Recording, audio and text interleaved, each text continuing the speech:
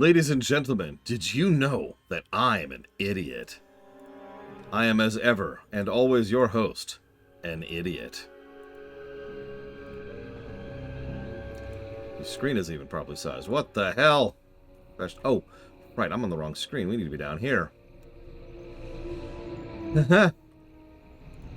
There we go. That's more accurate.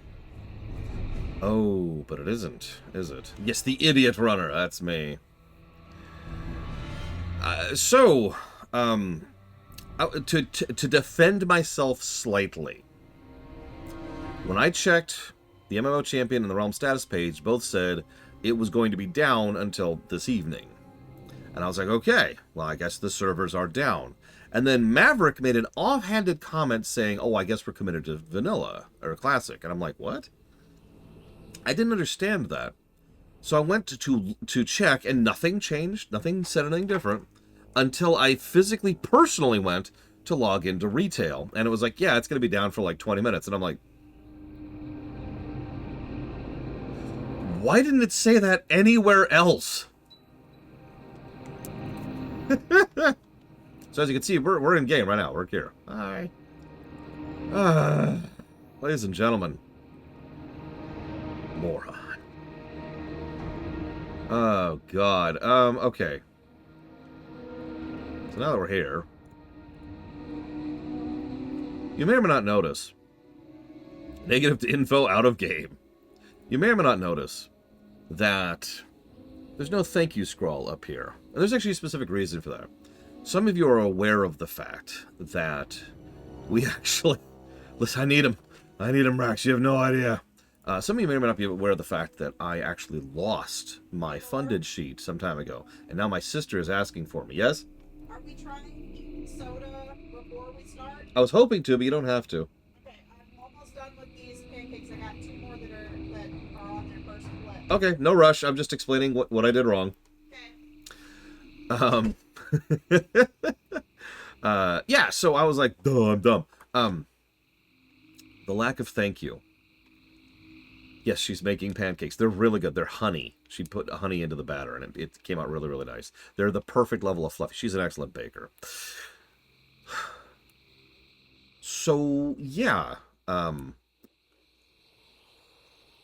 lost the document, which means I actually don't know who funded this run. It was a lot of people, and if you remember, we actually funded it in blocks, too. And I want to explain a little bit about the schedule, if that's okay, and how this lined up. And then we'll jump in, because we already kind of did my preamble speech. I was going to talk about everything I'm talking about now during the Vanilla showcase, but here we are. Originally, we were going to do each WoW block individually. Not all of WoW. That's crazy. Who could possibly want to do that? But then I realized that's stupid. Let's just get it all done. I mean, the big thing that changed my mind on that was the fact that they added dragon flying to all the old zones. Something I could demonstrate by literally doing dragon flying right here in an old zone. This is... The zone I'm in right now is one of the vestige zones. I'll talk about that in a second. So, I can dragonfly here. And this is the entire zone I'm about to cross in less than a minute.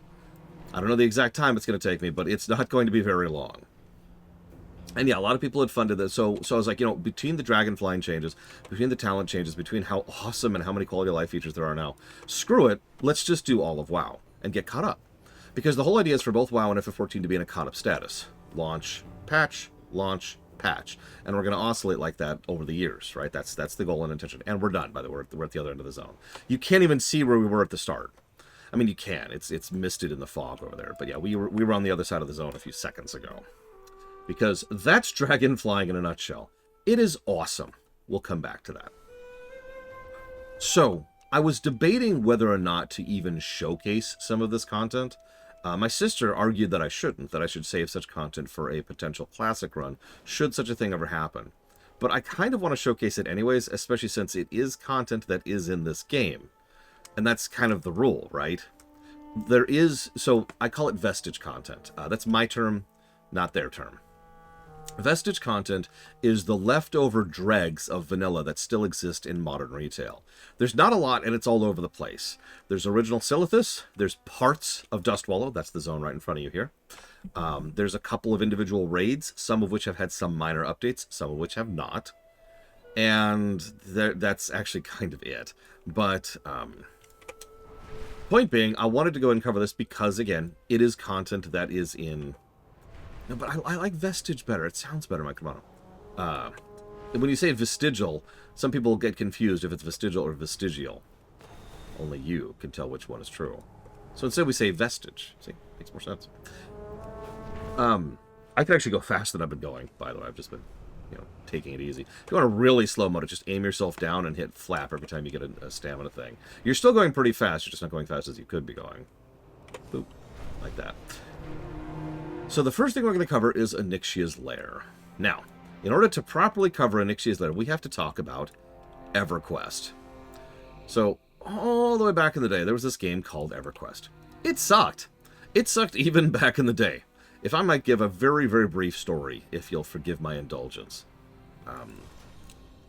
EverQuest, when me and my friends were first deciding to pop into MMOs, tell me if this music volume is too loud, by the way. They asked me, because of course they did, to go play Ultima Online, Asheron's Call, and EverQuest in order to try out all three. Now, I'd actually already tried a couple of them because betas, but I went ahead and decided to play around with them in retail. And so I'm like, okay, I'm going to try each of these and see what I think of them. Of the three, Asheron's Call was the only one that caught me. Ironically, for all the wrong reasons. They're all three of them are arguably bad games, but Asheron's Call was unique. And we've talked about that before, right? Because uniqueness can be its own quality. There can be something that just you find unique, and therefore that's more valuable than something that's bland, boring paced, but still well executed, right? So Asheron's Call... Sorry, I'm almost done. Really quick. Please be patient. Please be patient. No, she's so impatient! Okay, fine. I'll stand up. You can sit. So Asheron's Call was something where I could actually... it was, for those of you who hadn't actually watched me cover Asheron's Call, it didn't have elves, it didn't have orcs, it didn't have dwarves, it didn't have magic in the traditional sense. Is it even a fantasy game if it doesn't have those things? It was, I know, it's weird. And did it have kobolds? It did not. This game has kobolds, but you wouldn't know it. Yeah, no, did it have goblins? No.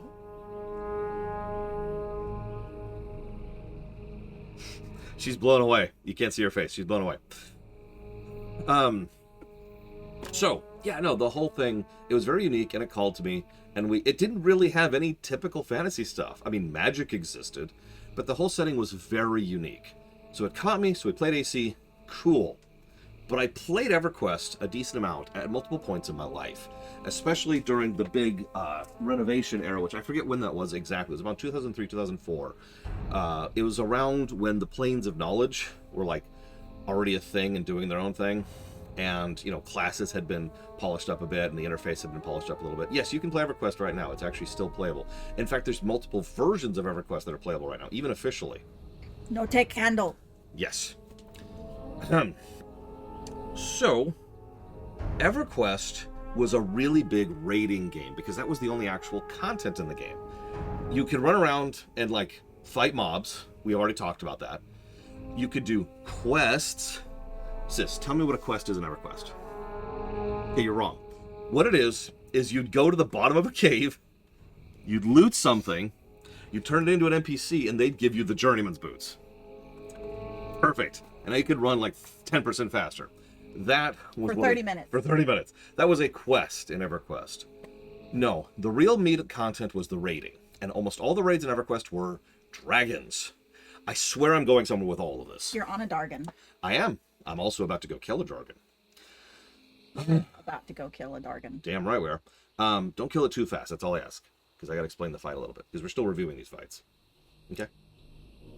I know. She has so much bloodlust. You have no idea. I will this woman, right-click it. she's like, whoosh, and then it's dead. And that's just what she does. Hold on.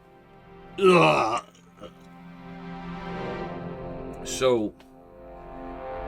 a lot of the big EverQuest Primark, raiders... try... Oh, you can't hear us. Somebody tell Primark to do their cookies. Or hit Control F5. That usually does it too. What does Control F5 do? It flushes all of your... I forget what it's called. Cache? Yes. Yeah. Cache and cookies are the two, big things that do that shit. So...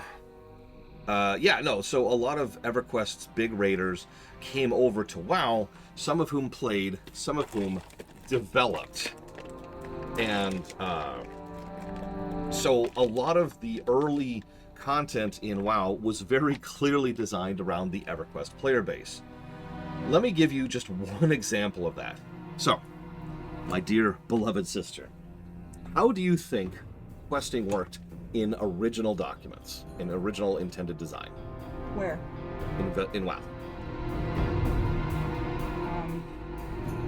You gather 15 kobold ears, Okay, so and then she's already somebody wrong. lets you turn it in? Good guess, though. Good guess. No, the way quests originally worked in WoW was there was a couple of quests to get you into... There were tutorial quests, right? Here's some enemies to kill, here's how looting works, here's how interacting with NPCs worked. And that was kind of it. And then you would have like a vector quest that would lead you off to somewhere else. And that's it. You'd get to the new zone, you'd turn in the quest that led you there. The end. But when beta people started playing, we were like, Well, what do we do? what do we do? Because remember, that was the norm.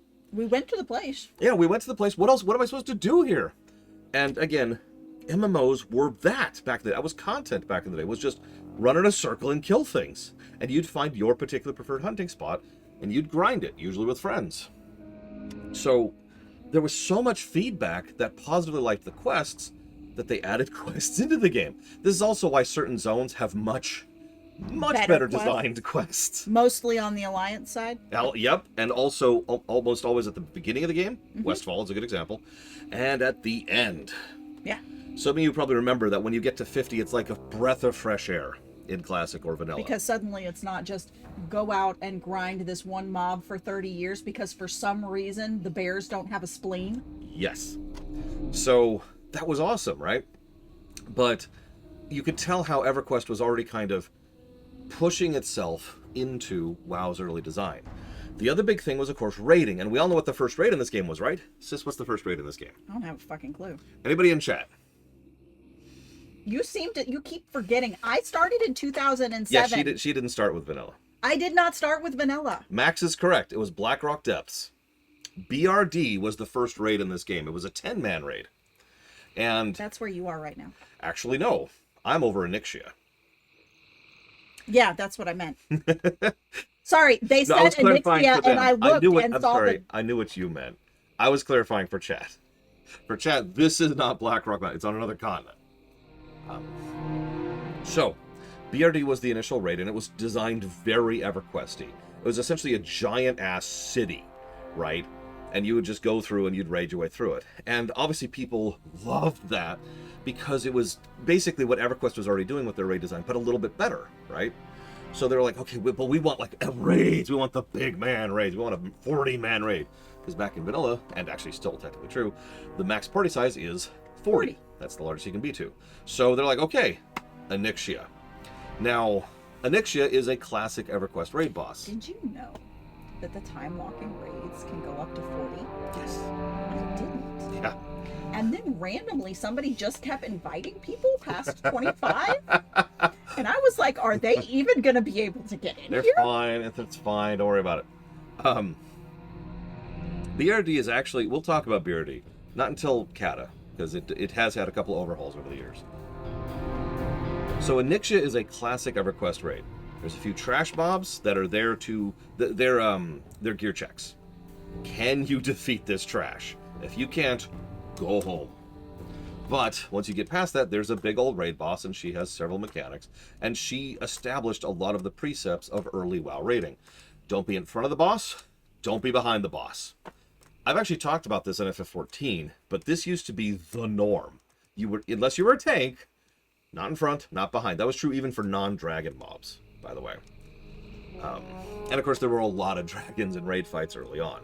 Well, yeah, but dragons, it's not just... Dragons, it's like the only safe place is either directly underneath their feet or not. Yeah. Yeah, you And may... it's per dragon. It is, yeah. Yeah. You may or may not have seen me... And sometimes you have to be in front of or behind the dragon. Mm-hmm. Yeah. You may or may not have seen me... Well, now we're dead.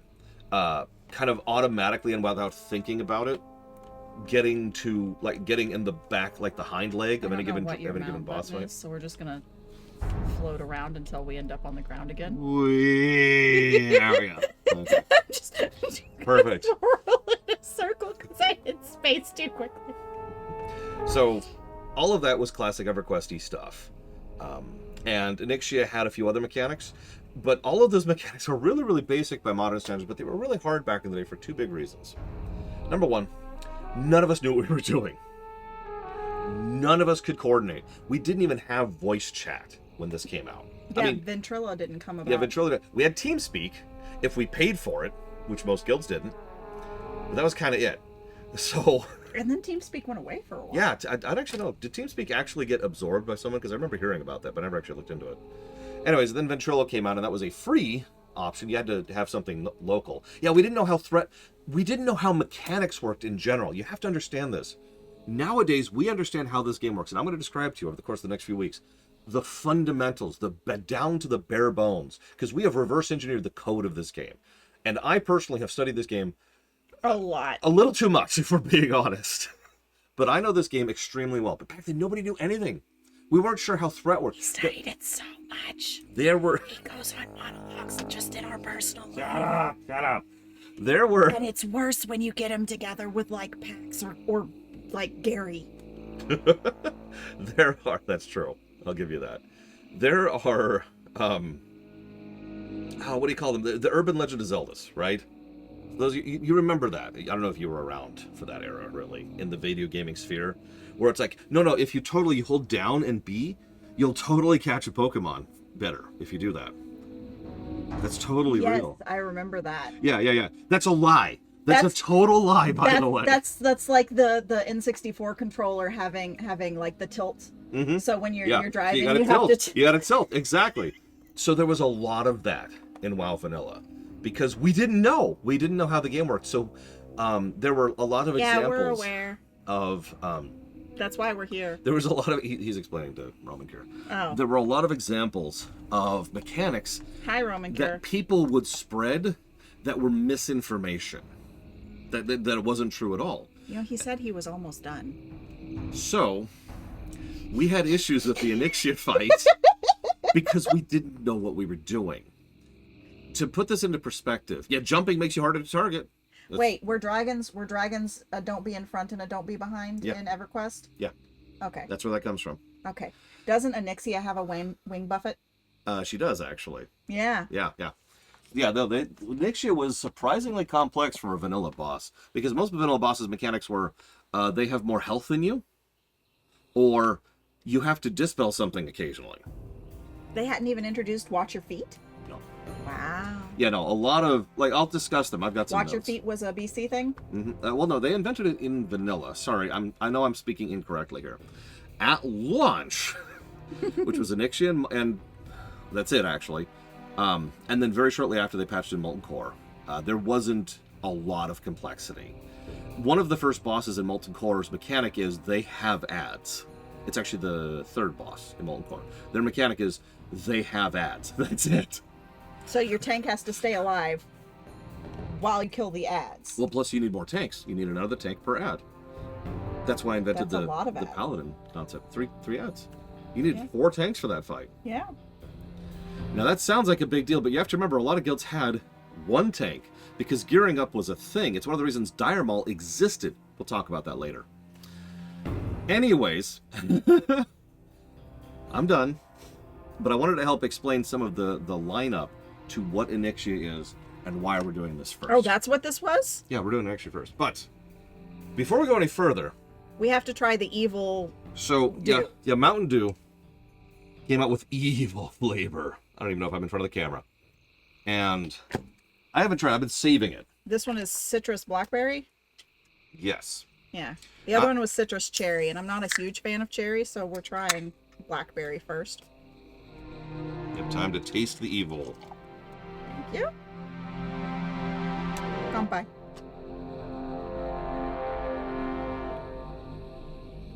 What do you think? It's not bad. It isn't.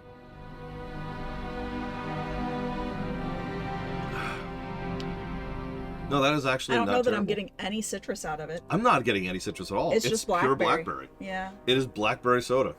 Yeah. Does this have the code? Or does the box have the code? Probably the box. Okay, I'm going upstairs to get logged on so you can summon me. Somebody fly out here so he can summon me. Does anybody have the ability to help me summon her? Because otherwise she's just going to have to run.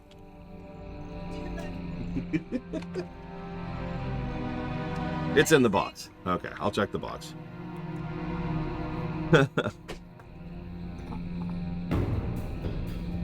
Yeah, by the way, I haven't even talked about attunements yet. I was going to save my attunement discussion for Molten Core.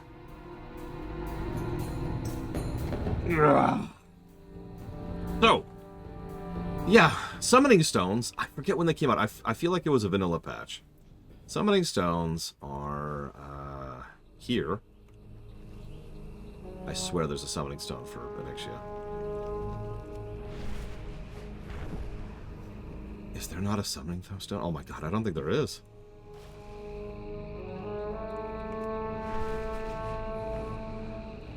Huh. Okay. Well, okay. No, that's fine. Alright. Here's what we're gonna do then. We're gonna use one of our 3 Hearthstones. And we're gonna go pick up my sister and give her a ride. Anyways. Yes, so Onyxia. Let's start talking about the fight now, because we're gonna kill her in about 3 seconds.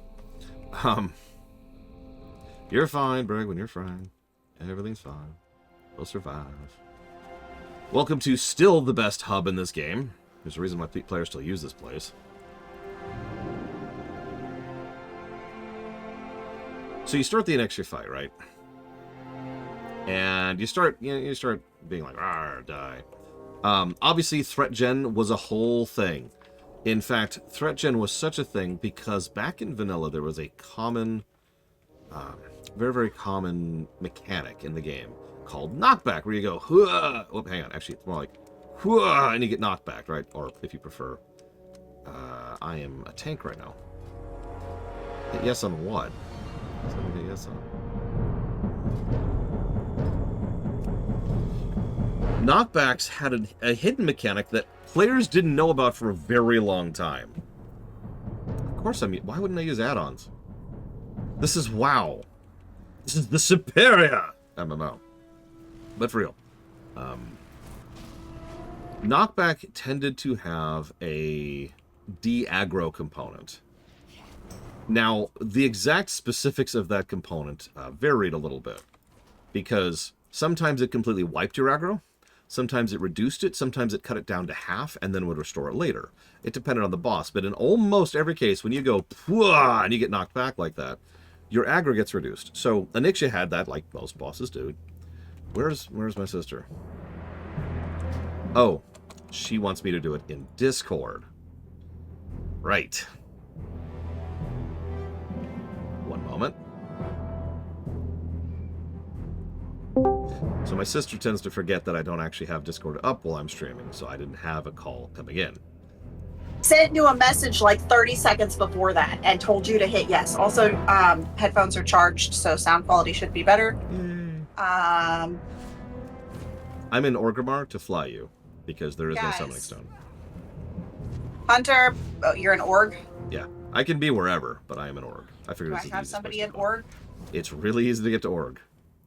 It I is know the it is. the portal hub nowadays, weirdly But enough. I was checking to see if I just had somebody in org. So there was the knockback problem, which meant a lot of people had to start off, like you'd send in the tank, and the tank would just start really trying to generate as much threat as possible in short a period of time as possible while the healers were keeping them up. And all the DPS would stand there and wait for the call. We actually had a threat tracker back in the day in add-ons. What's really funny about it is it didn't track your threat. I know that sounds strange, but it's true. It would estimate your threat based on presumptions and reverse engineering of how threat mechanics worked. So it wasn't always reliable and it wasn't always perfect, but people would usually use it for this initial pull. If you ever heard of Thorn's aggro, Because it was better than nothing. it was literally better than nothing. Thorn's aggro was part of the reason this thing existed. Thorn's aggro existed even in BC, getting off topic. So Tank would just sit there and tank and like, all right, I got this. Look at me, look at me, look at me. And eventually the tank would call, or the raid leader, would call for DPS. Then the DPS would go ahead and start laying into Onyxia. And the first phase is actually pretty boring. It's effectively a tank and spank. Just wait 2 Sunders. Wait for 2 Sunders. Yeah, there's also different threat gen. The reason the 10% range thing was a thing, which we didn't know about for years, was because of that. So, wait for Sunders. Tank finally gets aggro. Start doing DPS. Cool. Okay. Now she does knockbacks. She does tail swipes. So positioning. But that's kind of it. Was just be positioned correctly, and otherwise you're pretty much good. Everything's cool. There's no issues. There's no problems until she hits her phase transition. I should mention, and I'll show this off when we get there, that there are 2 caverns on either side of Onyxia. Both of them are filled to the brim with eggs. If you walk over the eggs... Why is everyone not able to... Is anyone else having issue with the footage? Because I've got like 3 people who apparently can't see footage. I'm right here. You're not on a mount. Sorry. I cannot mount that mount. Oh, there it goes. Yes, you can. I can now mount that mount. Oh my god, I'm a baby blue! Yeah, I guess you haven't seen that. I have not seen... So it's very cute. For those of you not see, this is my sister right here. There she is.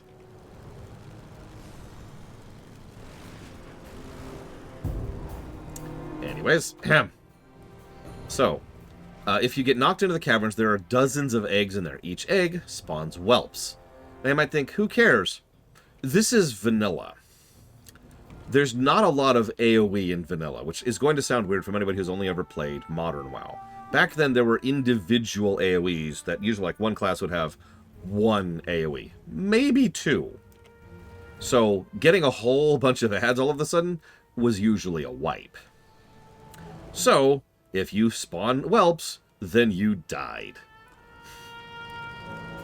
So, no spawn whelps. Okay, so you have to watch your back and watch where you're getting knocked back to. Then Onyxia would wander over, go into the air, and start doing deep breaths. Deep breaths were one of the first real mechanics, for lack of a better way to put that, all the way back in vanilla. It was actually quite impressive. I'll show it off. We have no choice but to show off, because she's going to do at least 1, even if we put her to 1 health. And she's going to do a deep breath, which is a line attack, and you just have to look up, see where she is, and get out of her line of fire, literally. If you're in the deep breath, you die. Eventually, she lands, but you notice she's in the air for the whole of Phase 2. You have to push her down to, I forget the percentage of health, in order for her to land. So the ranged needs to do DPS. So as a melee, there's not a lot you could do. So the melees are running around dealing with whelps, which, by the way, are spawning during Phase 2, regardless of whether you're in any eggs or not. Cool. Do me a favor, says don't pull the boss just yet. Classic artwork here. Inside.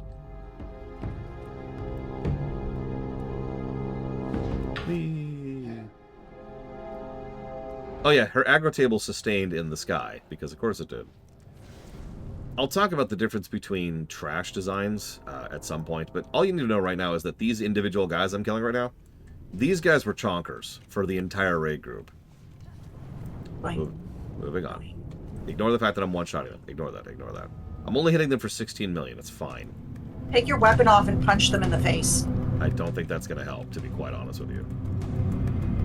It might. Take all your gear off and punch I'm not doing that, but here, let's punch him in the face. Still 1 shot. Okay, cool. So. I can skin this one. Do it.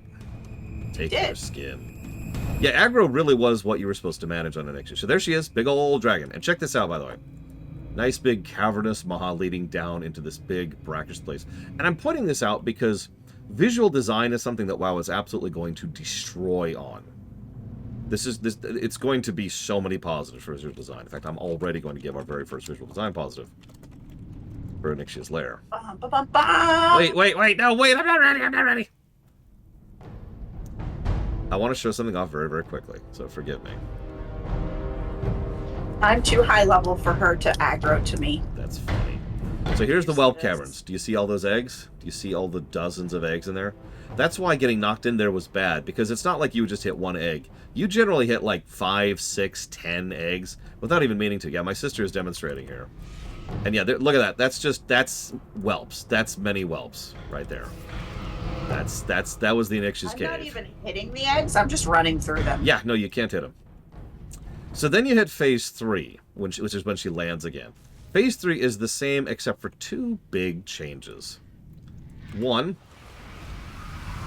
is we keep... Oh, God, there's so many coming. They're still pouring out. They're still pouring out. I ran through the There's whole so many whelps. There's so many whelps. They're outpacing my AoEs. Okay, there we go. No, they're still coming. They're still coming. I am standing in her mouth. Oh, my God. Pull that out here. Come here. Come here. Come. Boop. Look. I see you. Look. I see you. Look. I see you. I am in her mouth. So, I should probably get rid of this while we're streaming. Phase 3. In Phase 3, it's all the normal stuff. I suppose I could get rid of... How do I even close the DPS tracker? Right click on it. Close window. It's one of the options. It's in the settings option.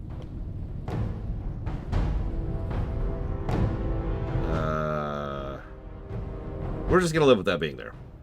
It's the gear. We'll deal with it later. Gear window. Doesn't matter. Control, Doesn't matter. Close Doesn't matter. this window. Okay, fine. Control glare.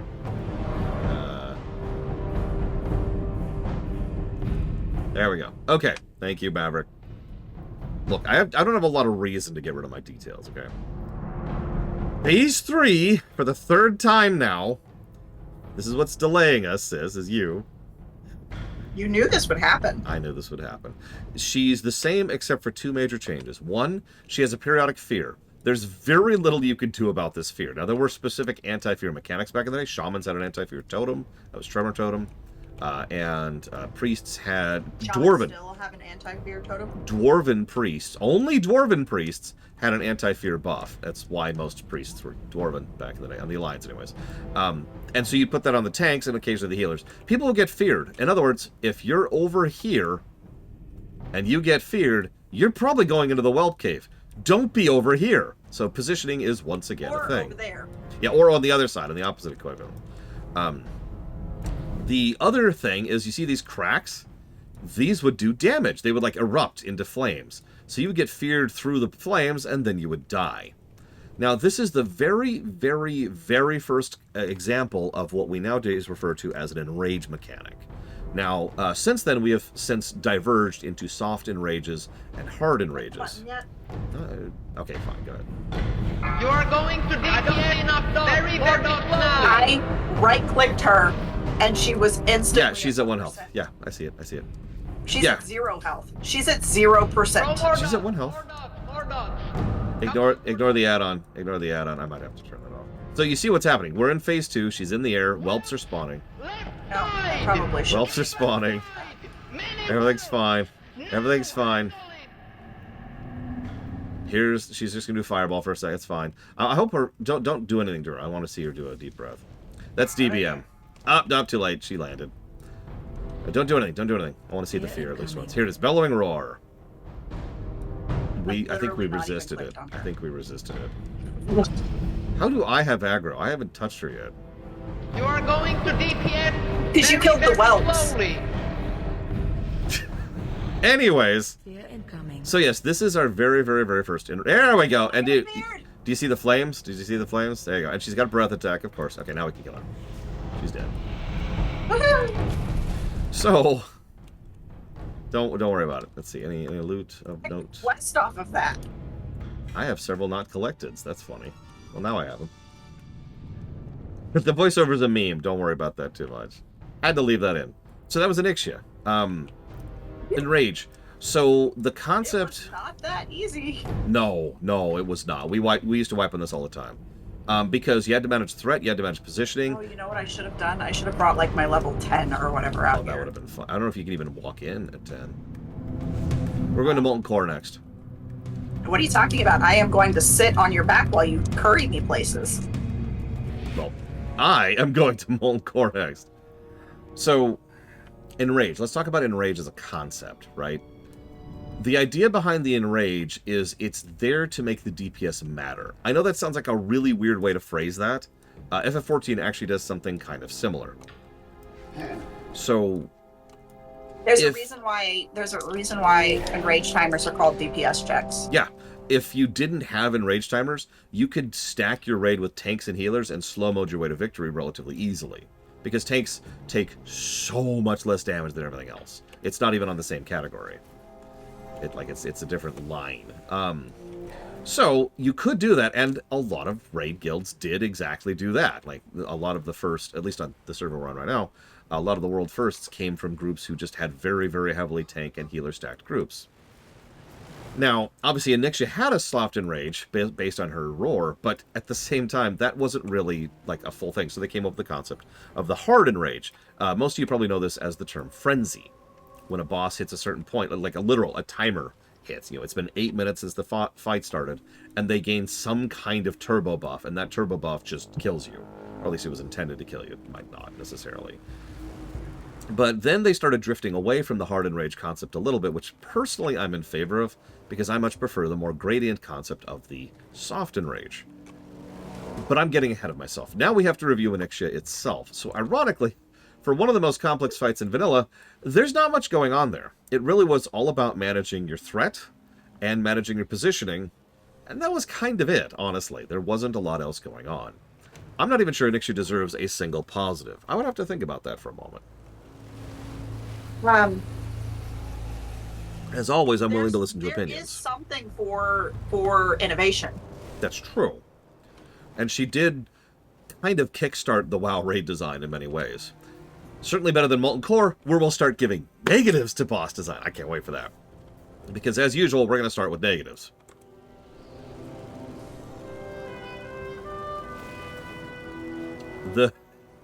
It's outside the mountain on the northern edge, on the northern entrance to the mountain, Mr. Red.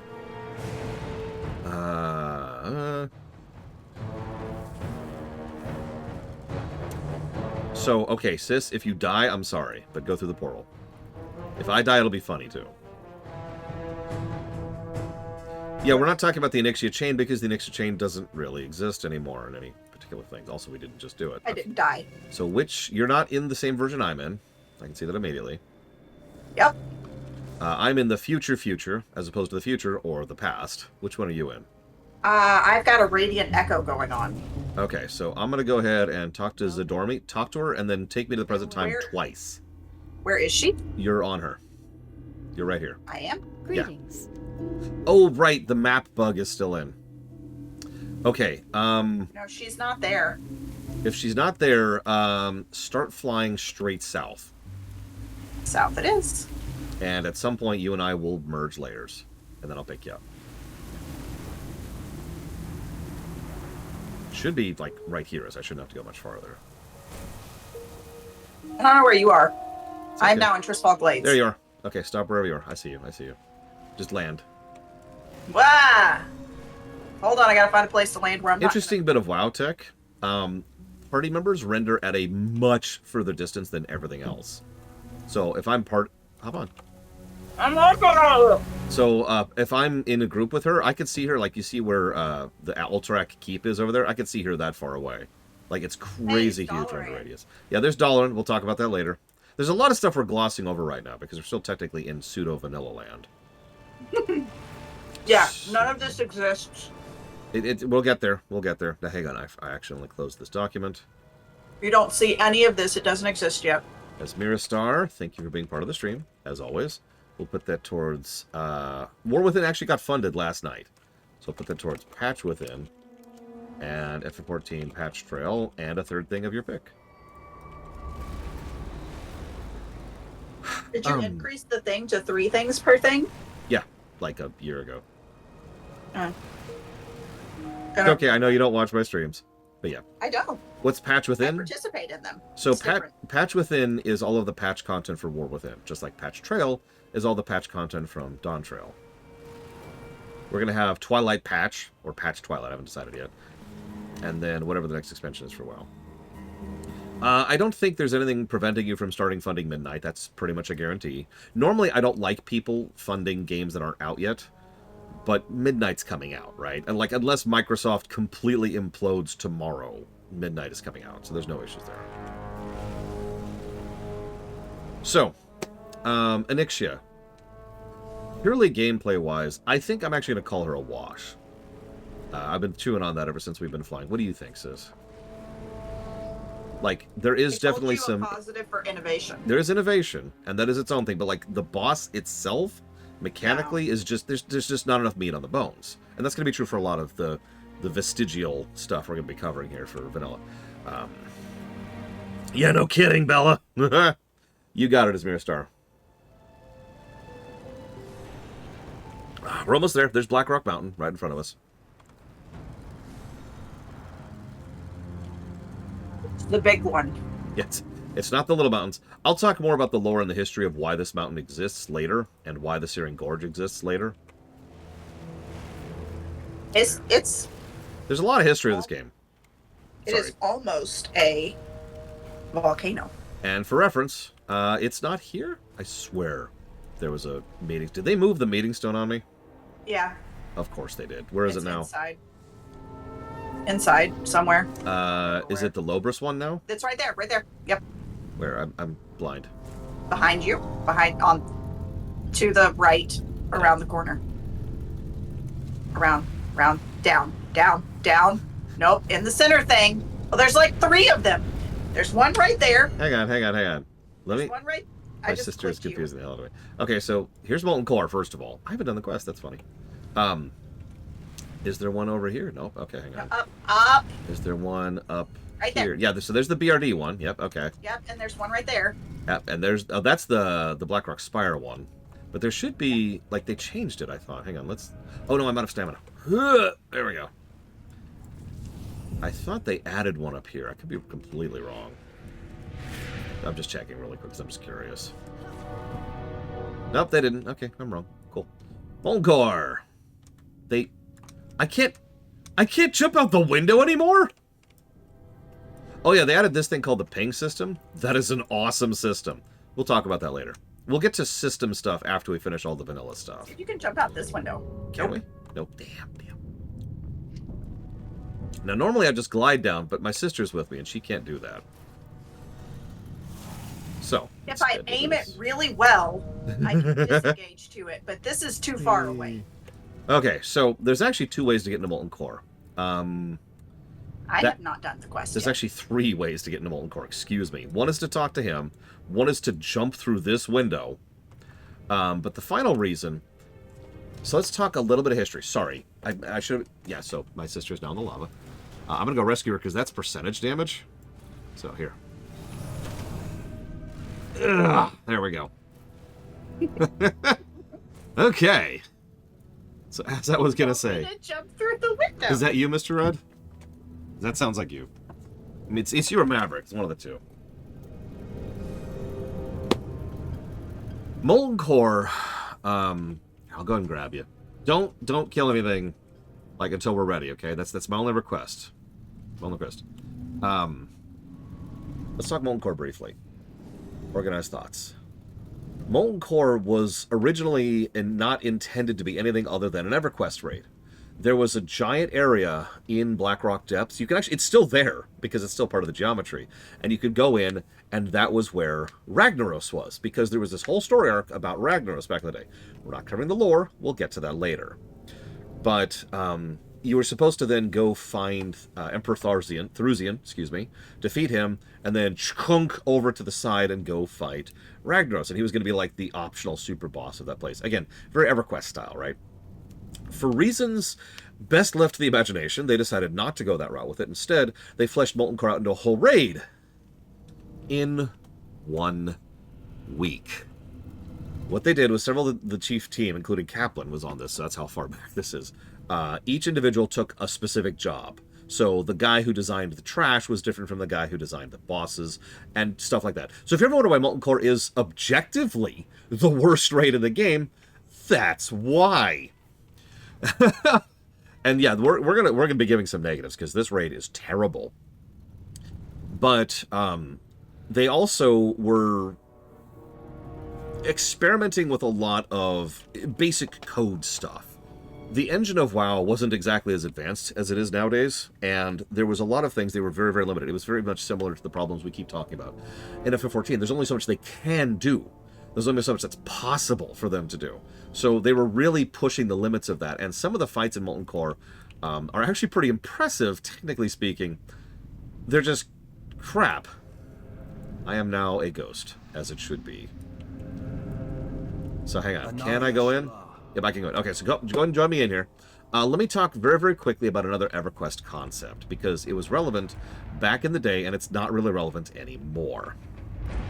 I think it would have been at least the quality of, like, a little bit worse than Blackwing Lair, J. Palmer. Because Blackwing Lair is a much better designed raid. We can go and start fighting trash, but I want to explain something. Do you see those two giant-ass Molten Giants there? So, back in Vanilla, there was a direct tiering of difficulty on enemies, and there was scaling that was put into place with how enemies were designed. You had trash, normal mobs, silver elites, elites, dungeon trash, dungeon bosses, dungeon end bosses, raid trash, raid bosses, raid end bosses. I might have missed one or two in there, but that was the overall tiering, and each tier up had a commensurately larger amount of stats attached to them, right? The general idea was exactly what it sounds like. Because so much of this was based on EverQuest, you were supposed to get more and more gear, and you can see how the gear grind was baked into the very, very bones of WoW, like right at its inception. And the more gear would allow you to push through higher tier stuff. So, sorry, I'm actually killing too quickly, I apologize. So, those two Molten Giants at the front, that was your gatekeeper, right? If you can't kill those two Molten Giants right at the front, you shouldn't be here. And each one of those Molten Giants was harder than the hardest dungeon boss that existed at this point in time. Okay, we've got that idea. Now, I'm going to go ahead and talk about some of the trash here for a moment, because all of the trash here, believe it or not, had mechanics. The trash had no relation to the bosses, but so the Nava Annihilator, he's the rock guy. He'd run around, and he'd be a dick with regards to his aggro, and just bounce around and hit whoever he wanted to. He would also periodically charge someone, and every time he charged someone, he would do a knockback. There's lava down there. Lava doesn't kill you instantly, but it hurts like hell, and unless you know how to get out of the lava, you're dead. These are Fire Lords, like the guy that my sister just brutally killed in 1 second. I love how you ran up to him, like, as he died. Come here, no, don't die, don't die. Fire Lord's one of my personal least favorites because they were relatively simple, except they would A, spawn ads, infinitely, by the way, and B, they would put a dot on you that would silence you. And so that was a huge issue, and getting that off of people was a huge mechanic.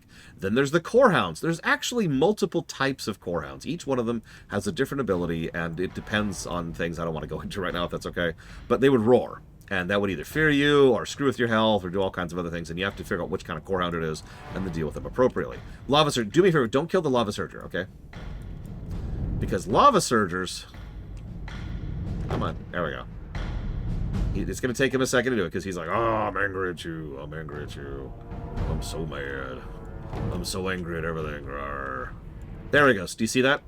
So he just knocked Mr. Red into the lava. I did do that on purpose. I probably should have said that, but yeah, it should be up here, right here. There you go. Yes, I still have all the spots memorized. Shut up. I raided Molten Core for a year. Don't give me that. This is also one of the only places to get Dark Iron. This node right here was almost 100% guarantee. I don't know if that's true or not, but it was here every time I did this place. Anyways, Dark Iron was a whole thing. We'll get into crafting. We'll get into crafting. So Surgers would do the knockback. Flame Imps, there's just a bunch of them. And remember, this is an era in which AoE wasn't really a thing. So simply having a large number of enemies by itself was considered a mechanic. It was an AoE pack. So you see a giant-ass pack like this, and that is the danger in and of itself. Simply having this many things is like, okay, we need to very, very carefully get the warriors in there, try and pull this together as much as we can, and then the Blizzard's doing the Blizzard effect. And yeah, so this game, this raid, excuse me, also introduced trash tying. So trash tying is each trash mob pack, each encounter, is attached to a boss. So each individual boss, once it's dead, will prevent the respawns of that trash that's attached to it. So Magmadar up ahead, he would stop the Core Hounds, to use a specific example of that. Then we've got these guys. That was the first boss. Thanks, sis. We'll come back to him. Sorry, I multi-shot. It's okay. So do me a favor. Dead stick for just a sec, okay? Just a sec. Okay, I hope I'm quick enough on this. There we go. Perfect. So the Core Hound packs, these were awful because these were a coordination check, a very, very basic coordination check. But what happens is the core hounds are just an AoE pack. However, if any core hound is up at a specific server tick, I forget the timing on it, it immediately reses all the nearby core hounds who are dead. So you have to take a moment, wait, notice how long this is taking, and then the mobs despawn. And then eventually you'll actually be able to get rid of them. So that's how you dealt with core packs. You could see how there's a lot of trash mechanics, and most of them are really irritating. Let's talk the first boss. So this is Sulfuron. Now, sis, don't answer this. How many of you, like, for those of you who have not done this raid, what do you think the mechanics are for Sulfuron, the first major raid in the game? Not counting Onyxia.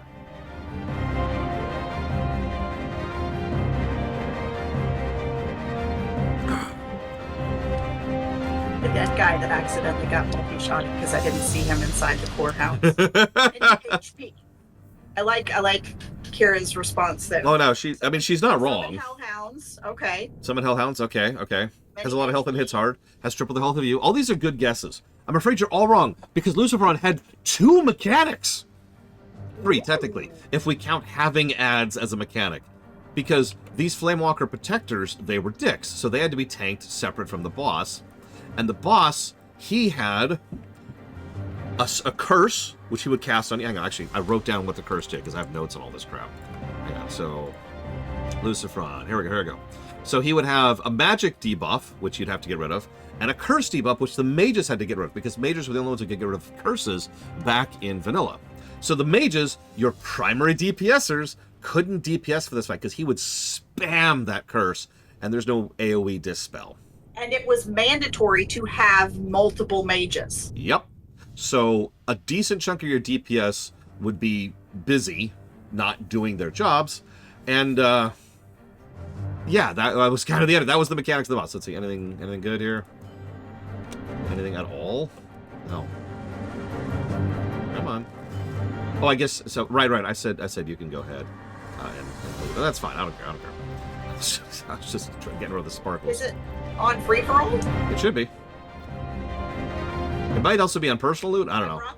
I brought them back up. Yep, I was just showing. There you go. See, so there's the respawn mechanic I was just talking about. Do you see that? Yeah. Wong. And so yeah, you had to simultaneously. So the mechanic here, again, you're paying attention, right? The mechanic is you have to AoE them down. Now I know you can skin them down, but remember, You can't AoE. skin them now.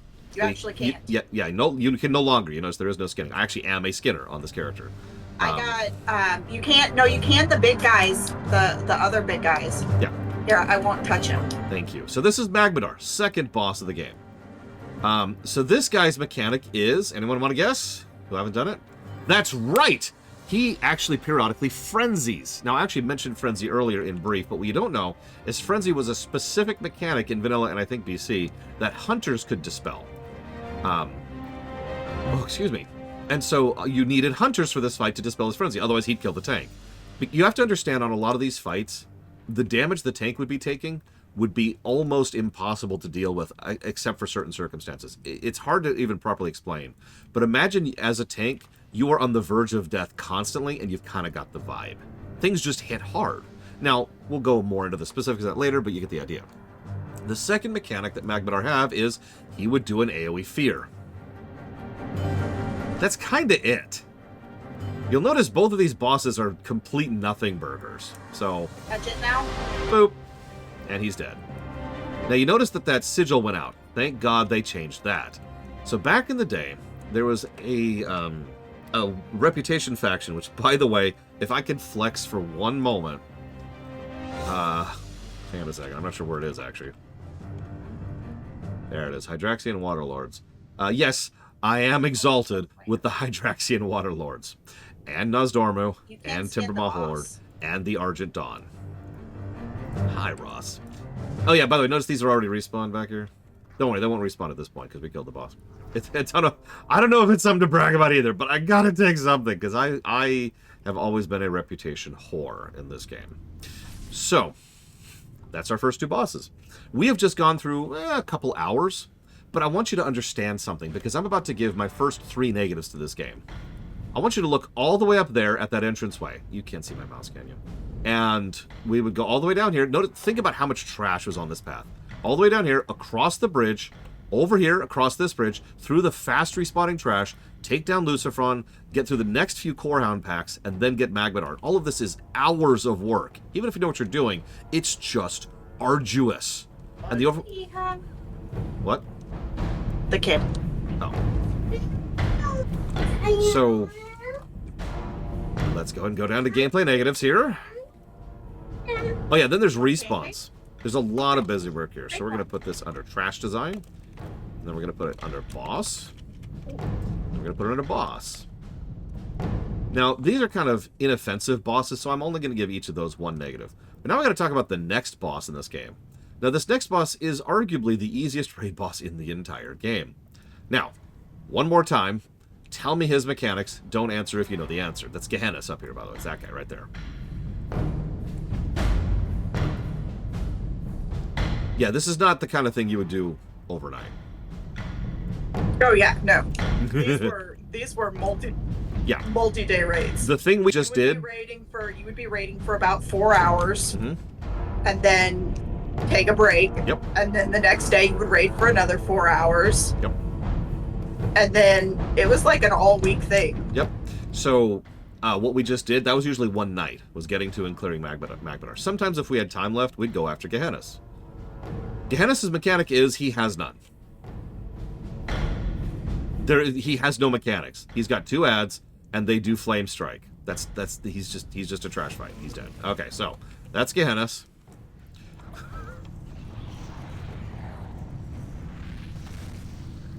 Moving on. Oh, there was a boss in that. Yeah.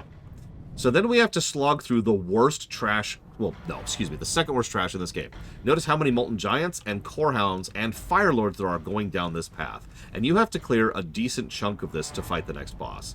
So every single one of these Molten Destroyer fights and each of these Molten Giant fights is just this long, slow, arduous slog. And we have to wait for those Corehounds, which patrol. We have to take care of the Annihilator. We have to take care of the Firelords on the left here. We have to clear out this whole room. Including the extra Annihilator and the Molten Destroyers. This is when Hunters started to shine, by the way. In fact, I know several groups who would consider Hunters completely mandatory. Why do these take so long? They have 1 billion health, and any screw-up, and I do mean any major screw-up, would result in a wipe, which would result in running back. By the way, back in Vanilla, runbacks were awful. Now, I can't give a negative for that now, but back in Vanilla, I can't even properly emulate it for you without just doing it. Ghost, and they didn't introduce the faster ghost until BC, didn't they? Correct. Or was that Wrath? Well, no, it was BC. I'm pretty sure. I don't know. But I also know that they also didn't do the graveyard overhaul, because back in Vanilla, the graveyard you spawned for here was up here at the top of the Searing Gorge. So picture this, if you will. You've just fought a boss fight. You've just wiped on a boss fight. You don't have to walk while dead all the way down across the Searing Gorge. This is several minutes of walking. Get back into Blackrock Lair, go through the Blackrock Lair, go to the thing, go through the portal, walk in. Then you have to gather at the thing. By the way, Trash has probably respawned. But if Trash hasn't fully respawned, then you can at least walk back to where you were and then get back to place, get your buffs rolling, get your food going, get your mats going, and then start again. It's literally about half an hour of a gap, or more, depending on how coordinated a group is, every single wipe. Oh yeah, and you have to get like down into this friggin' raid. Which, if you recall, I had to be rescued from. Yeah, and then Derek went to the bathroom. Yep.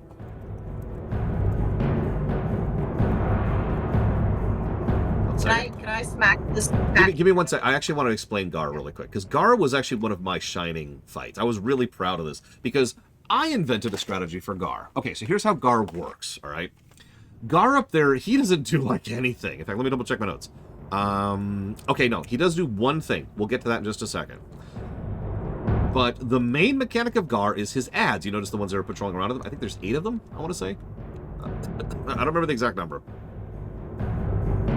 So, each of those ads has to be tanked individually. They all hit as hard as your typical raid elite. So they will destroy you unless you are tank capable, okay? So you need a lot of tanks for this fight. And so one of the default strategies when I started doing Molten Core was just bring a bunch of tanks, which was usually a bunch of warriors. I came up with the idea to use our warlocks and our paladins, including myself, remember I was a paladin at this point in time, to off-tank. The Warlocks would banish each one and then maintain banish, and then the Paladins would hold on to one as an off-tank situation, because the Paladin could just sit there and live, right? I actually do have my bindings. Sis, if you can go ahead and get them if they launch. So... muted. I have been yakking at you. Oh, I'm sorry. No, I would never ignore you like that. You know me. Sis, no! Why? Why? You said I could. No, I didn't. I really didn't. I swear I heard you say that. You are making things up in your head, which is normal. Anyways, I guess I could show off the final. I'm curious if you dropped the bindings. Nope. There's a formula. Yeah, So, I got a formula. so I was actually really proud of myself for coming up with that little sideway. But the whole point is the mechanics. You have the you can have the bindings and please kill the boss sound exactly like each other apparently. Oh, I love you, sis. All right, I already have that. You can, and I just hit a It's fine. It's fine. It's fine. If I don't want any of the loot, Mr. Red. If Sis leaves anything, go ahead and take it. Okay, that's the rule. If anybody, if you really want to transmog, speak up, because I've farmed this place to death. So, oh, there's the bindings. The bindings dropped, everyone. The bindings dropped for Mr. Red. That is hilarious, because you're on a hunter. Anyways, so Gar actually has a few mechanics. That's really funny, by the way. Those drop at like a 1.8% or some ridiculous number like that. Remember, you can only do this once a week. Anyways, Gar fight. So you have to deal with the trash first. You have to. So what we would do is we would pull the Warlocks out. The Warlocks would each, as many Warlocks as we had, would like banish one, and that would be their job, is to just keep their thing banished, and that would be their only job. Just hold on to your ad. The Paladins would hold on to all but one of the trash. The main tank would actually then get on one of the trash. And then we'd have like another off-tank holding on to Gar. Sometimes I would be on Gar. Sometimes I was on one of the trash. And we would go through the list and just very, very, very slowly, very carefully kill all the trash. Why so carefully? Each time one of the trashes dies, they explode, doing AoE damage to the raid. That explosion also usually had a knockback effect. Have AoE heals. That's also true.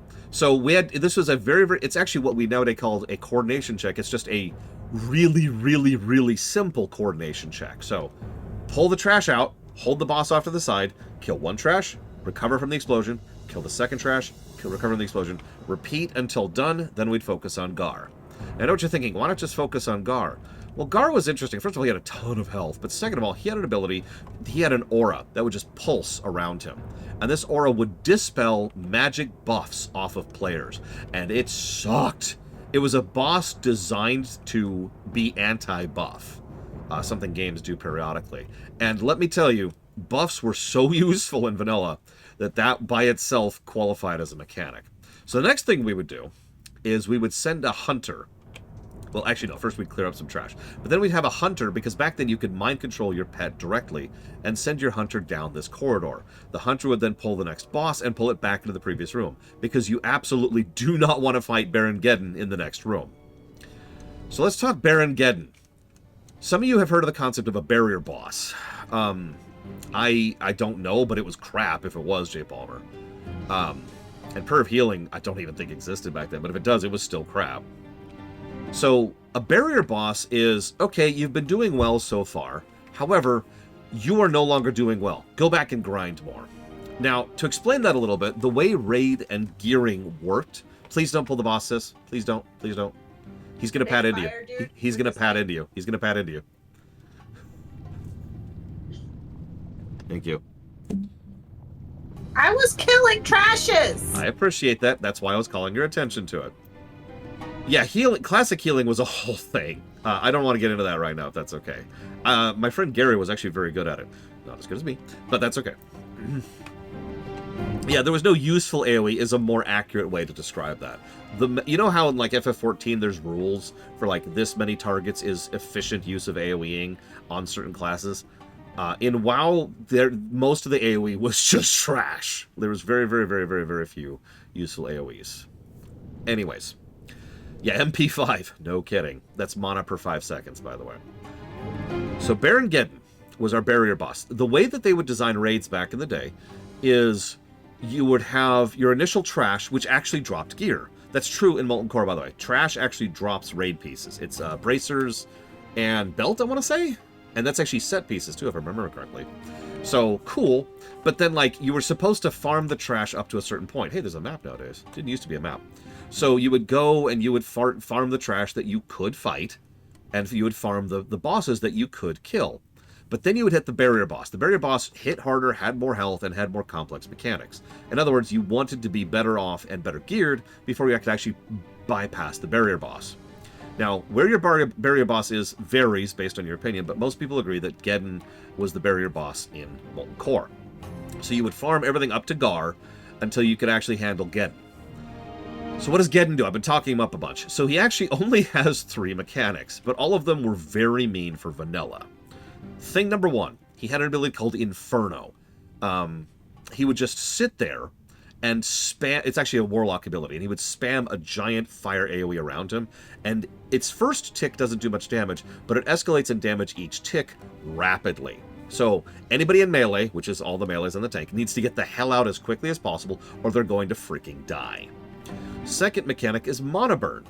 Which again is as obvious, but he would like to use that on casters, which really need their mana, because remember, mana efficiency was a huge thing back in vanilla, and the priests, or excuse me, healers, which would also need their mana for the same reason I just mentioned.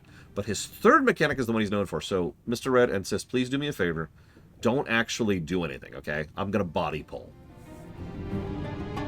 And I'm going to hope that he hits me. But if it doesn't, that's cool. Sis, please acknowledge that you heard me. Huh? Thank you. Don't touch the boss. You notice how far he's patrolling and how fast he is, too.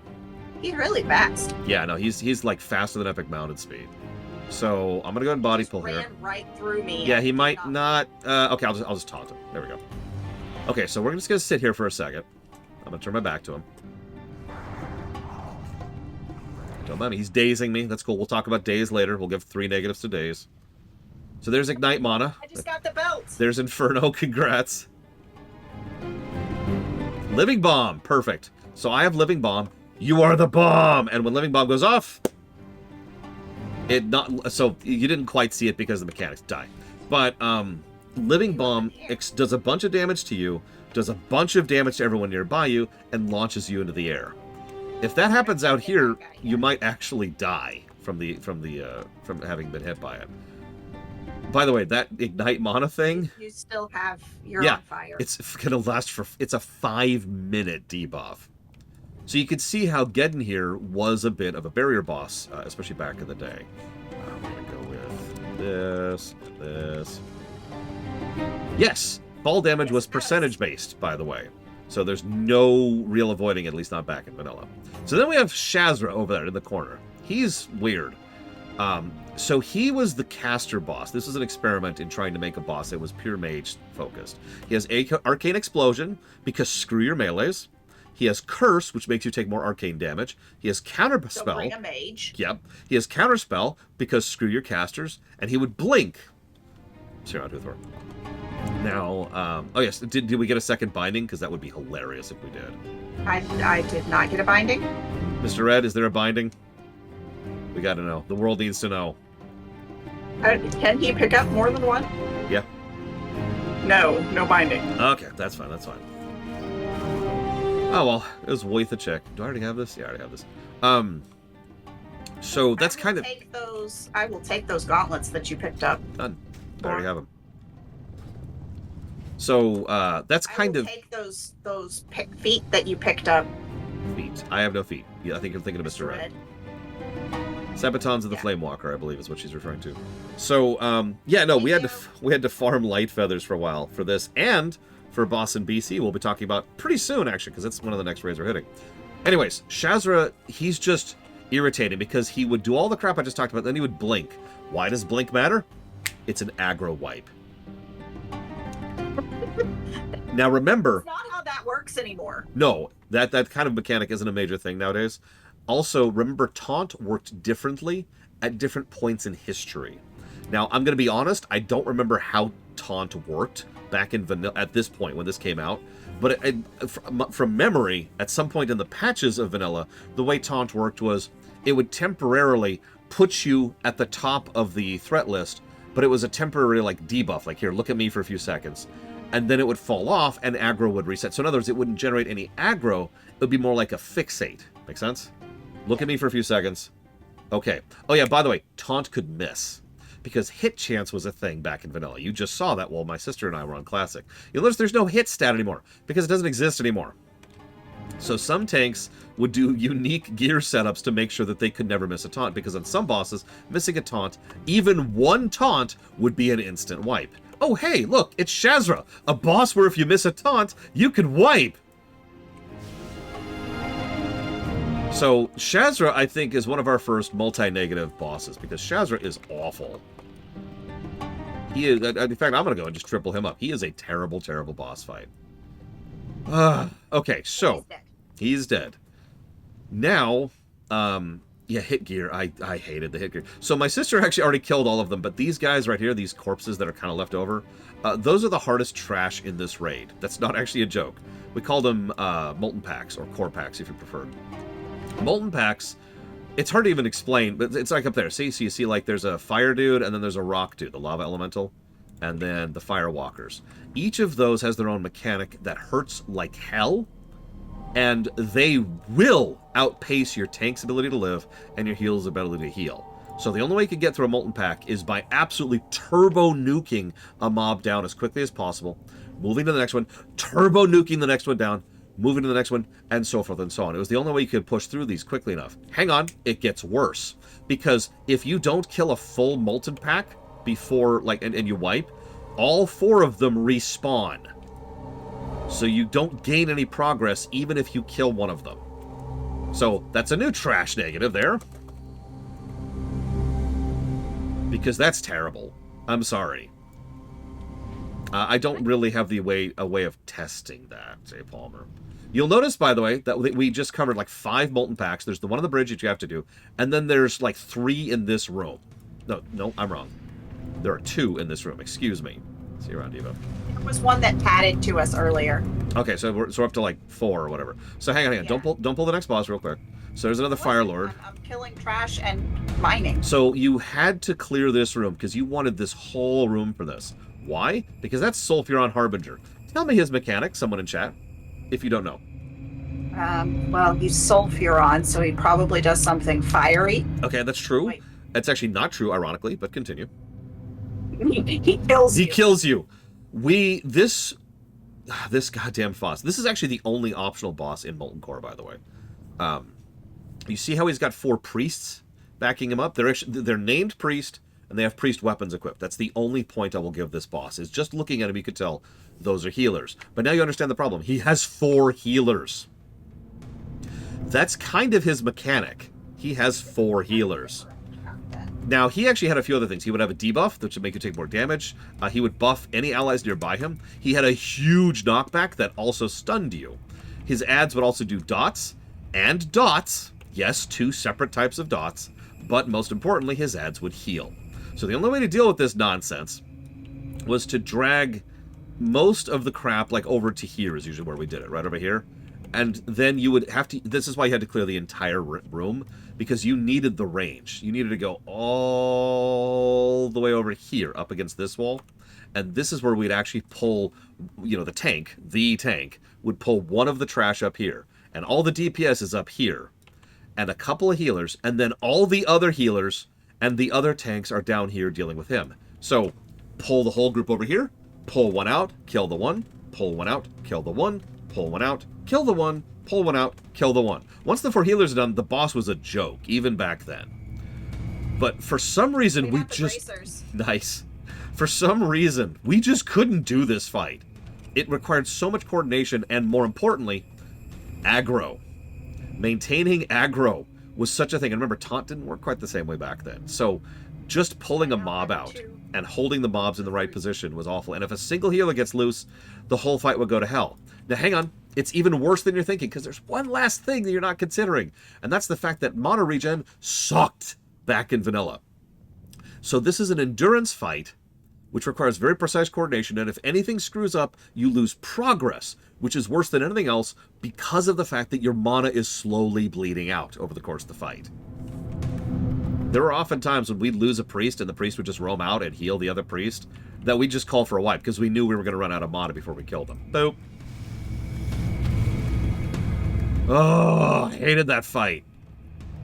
I haven't covered downranking yet. I'll talk about that in just a second. So screw that fight. Did you just say boop when you touched him? Maybe. So then... so there's only 3 bosses left in Molten Core. They're like this big, long, empty hallway of total nothing and barrenness. Oh, speaking of which, brickwork negative. Did you loot him? No. But I need you to loot him so that I can get the transmog. Coming. Go loot him. Hang on. So, I'm going to be very clear about this. I think WoW looked good even back in vanilla. And there's a possibility of giving story positives to brickwork and visual design, even for the old stuff.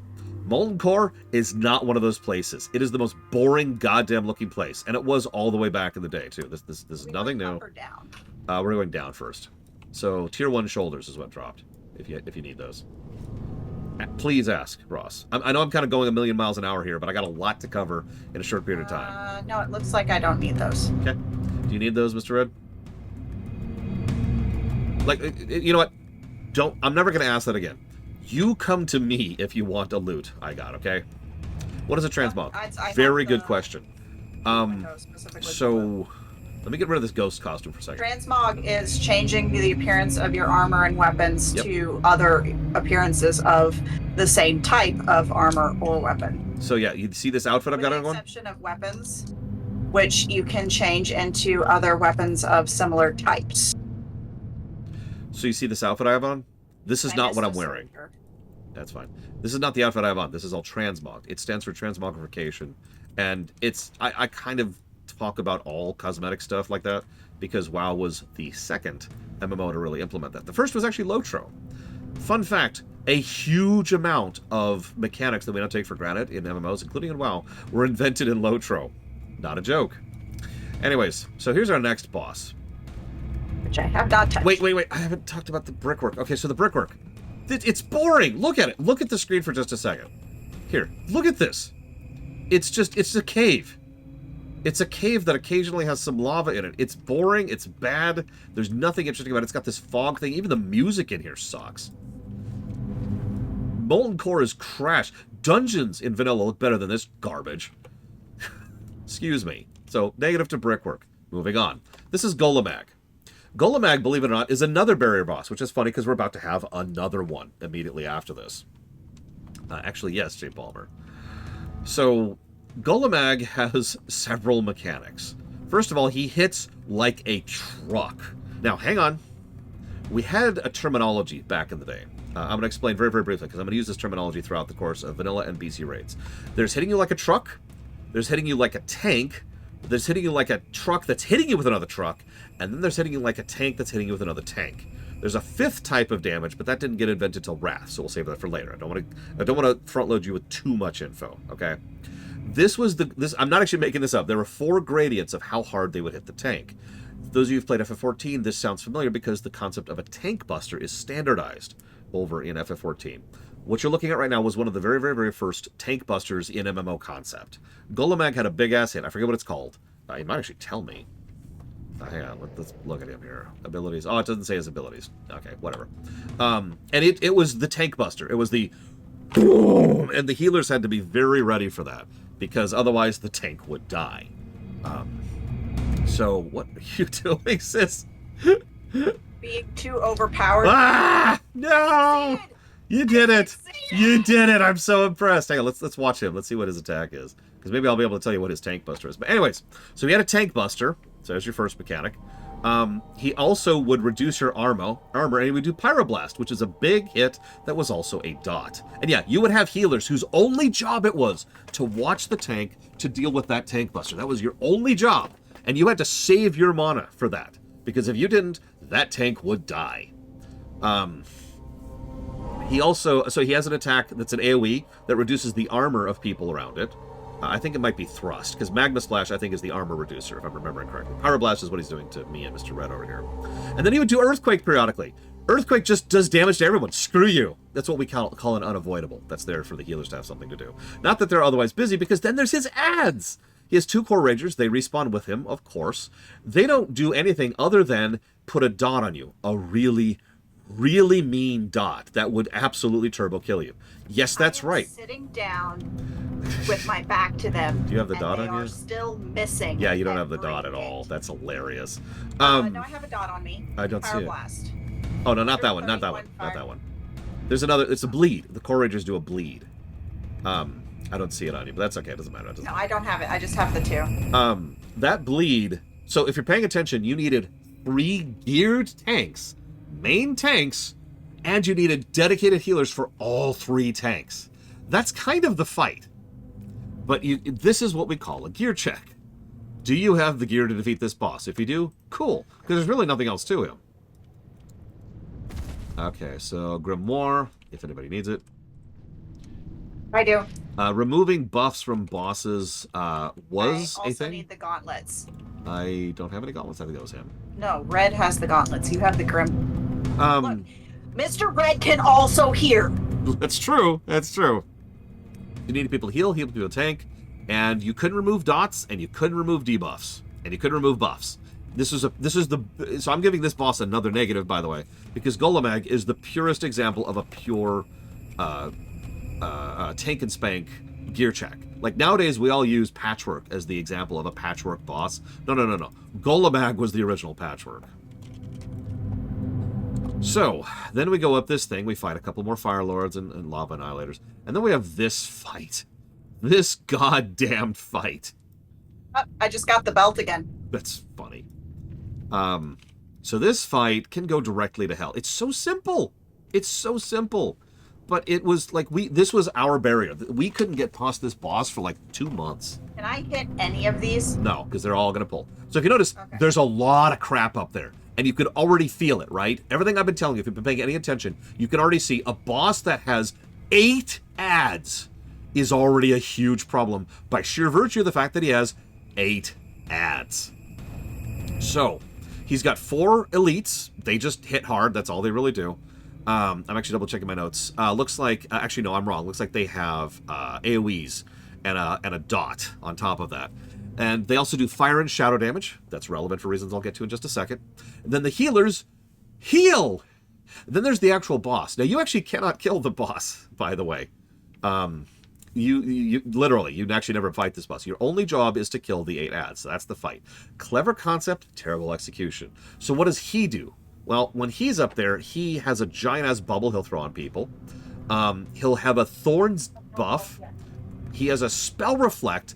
And he'll teleport you into those coals. You see these like flaming coals in the middle. Here, I can do this. He'll teleport you into that, which of course burns the crap out of you. It's really disorienting, especially if you have a bad connection. So you need to get the crap out of those coals as quickly as you can. He can just teleport whoever into there, by the way. Yeah. So this boss freaking sucks.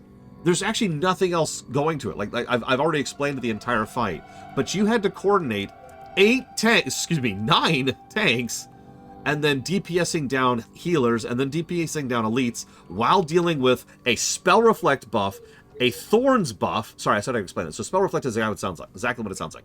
I cast a spell on you, it reflects back on me. Thorns is the same thing, but for physical. I hit you, I take damage. So, Spell Reflect, Thorns, a straight up bubble. He also buffs his allies so they hit to do more damage and just screw everyone over. And then he teleports people into the coals, and they have an AoE, and they have a single target fire damage, and they have a single target shadow damage. This fight is garbage. This actually might be legitimately the worst fight in there. Now,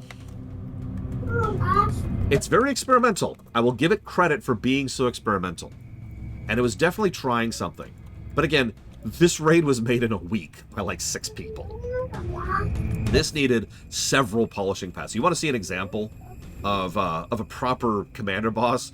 The first boss of Blackwing Lair is a much better example of that. Oh my gosh. Okay. So I'm going to do 2 things. So let's go ahead and kill these now. Alosa, voice acting. And we're done. Impossible. Stay your attack, mortals. I submit. I submit. Brashly, you have come to wrest the secrets of the living flame. You will soon regret the recklessness of your quest. I go now to summon the Lord whose house this is. Should you seek an audience with him, your paltry lives will surely be forfeit. Nevertheless, seek out his lair if you dare. And you know, this, I think council fights were a evolution of trash fights, or ad fights if you prefer. But no, this is not an actual council fight. I usually consider Malgar to be one of the first, if not the first, council fights. You could argue some of the fights in Noxoramus would qualify, like the Four Horsemen, for example. But I think Malgar is the first true, this is a council fight. Now, Sis, are you there? I'm here. Perfect. I really have to go to the bathroom. Can I follow you while we go back to Ragnaros? Please? That was not disengaged. Sure. Thank you. Okay, I will be How do right I back. get back You are there? so much faster than me. Oh my god. Why are you so fast? Oh, because you have Trailblazer on. Okay. I'll be right back, everyone.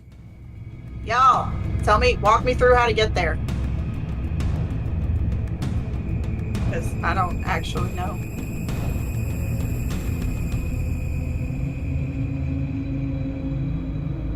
Lead me. Lead me. Oop.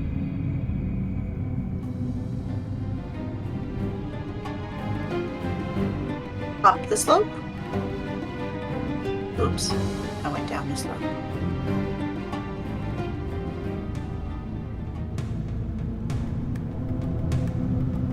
Not this slope.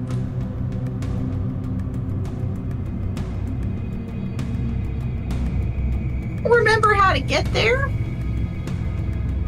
Oh, okay. I see where Ragnaros is now. Come on, little lord. Thank you. Oh, I got lost. actually, yeah, totally. So, thank you, sis. You're welcome. This run back is so important because you have to understand, when you're going through the first time, you don't realize how big and empty this dungeon is. But when you're running back with nothing, you start to realize how big and empty this dungeon is.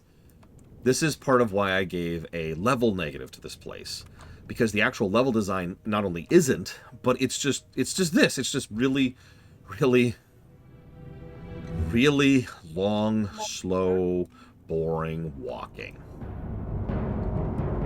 And again, this is part of the run back problem. In fact, actually, I should give a padding negative for the Molten Core. Yes, we're up to 21 negatives so far, just from Molten Core. Isn't this great? This is so great. I'm jazzed. I knew Molten Core would be a pile of negatives, and it's so great. So, I hate this raid. I hate it with a fiery passion. How many people in the guild focused on Majordomo? So I assume you mean how many people were fighting Majordomo during the fight? The answer is about 3. The tank and their 2 healers. So you're supposed to go all the way around, but I'm a demon hunter, so bye. You cheater, fucker. Well, see, there's actually a reason I'm doing this, for real. And it's because it's right... Oh, no. Did I forget? No, it's right here. I know it's right here. There it is. Do you see that? So this was my spot. Let me explain this a little bit. Before we start this fight, because there's going to be some voice acting. Oh my god, there's voice acting in a raid, by the way. In vanilla, there wasn't voice acting in dungeons and raids for the most part. That didn't really start to be a thing until BC. Wrath. So, this boss fight, Ragnaros, has several knockbacks, and he could hit you in multiple, he could hit you in several, regardless of whether you're up in melee or whether you're out in ranged. Every raider, it was their job to memorize where you could get out of the lava, because they would knock you into the lava, almost guaranteed, and you needed to know where the get out of the lava spots were. So that was my spot. It was also how I usually get in there. And my usual spot... You could put your back to a wall. That's true. You notice there actually are walls here. It's the only decent level design in the entire dungeon, is that there's some knockbacks right here. So like, I'd be like, and then I just run into the wall like that. So, Ragnaros. This is our first boss who has what I would call actual mechanics, but what's funny is looking back on it, it's still very, very simple. Alright, so first of all, if no one's in melee, he'll just start killing the raid. He'll just start doing a massive AoE that hits everything in the entire arena, and he'll just kill your face off. So that's the first thing he'll do. He has a really big dot, and the healer's job was to heal that person immediately, because that person will die if the healers are not on it. By the way, look how large this area is. You had to spread out a lot in order to make sure this worked. And you need, and not just being spread out like you're probably thinking. I mean, every area of this had to have designated, this is the Group 1 spot. Group 1 has a healer, a tank, and other people. And then there's the Group 2 spot, and then there's the Group 3 spot, and then there's the Group 4 spot, and you get it. There's 8, and you had dedicated people all over the place, dedicated to keeping each squad alive. Yeah, it reminds you that this was a 40-man dungeon, so there's 8 groups. Each one was kind of independently operating. Several people had to level new characters just for raid makeup, just for this fight, myself included. So, he's got his big AoE knockback, which pushes people out of melee. If nobody's in melee, he does tons of damage to everybody. He's also got the dot I just mentioned. He also start doing it after he knocks back his melee. Yes. He also has this wonderful ability most people don't even know about, which he had this damage buff, which would make it so that when you hit him, you would lose durability on your weapons. He had a knockback. When your durability weapons hits zero, you don't do any damage. Yeah, your stats also go down, but regardless of that, your damage is gone. So that's cool. And then, of course, he also has a separate knockback, which he just targets someone randomly elsewhere. It'll hit one of these packs. That's why you go flying into the lava.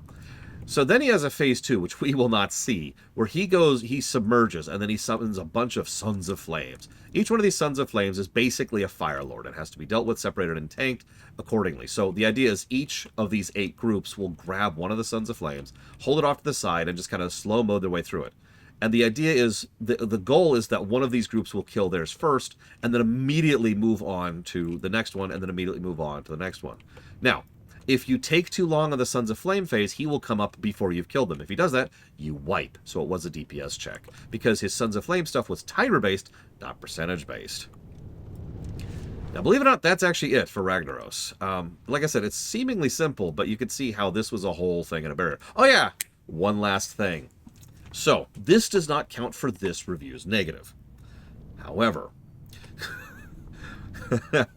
back in the day, you had to go grind Hydraxian Warlord reputation, which you'd get by killing trash, and then bosses, and then big bosses in Molten Core, in order to be able to afford these things, these little water things. I can't remember what they're called. Being able to afford these water things enabled you to douse those runes. You've been seeing them throughout the dungeon, like they're all represented up there on the wall there. You have to douse all the runes to be able to actually summon Ragnaros. So most guilds couldn't reach the point where they could summon Ragnaros at all, even if they could somehow manage a full clear, because nobody had the rep yet.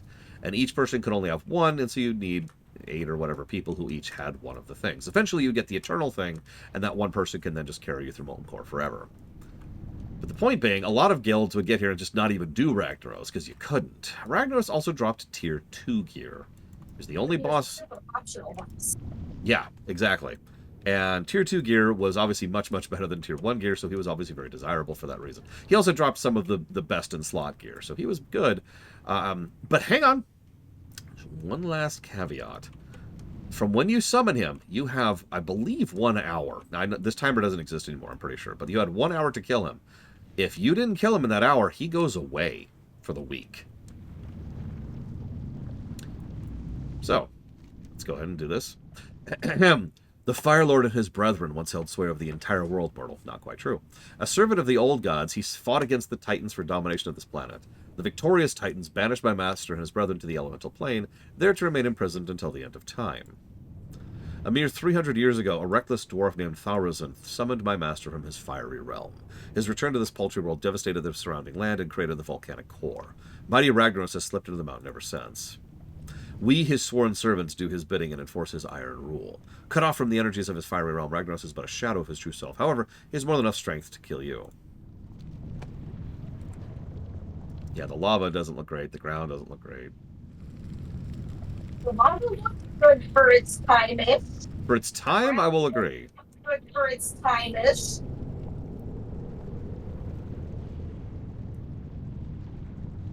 Behold Ragnaros, the Fire Lord.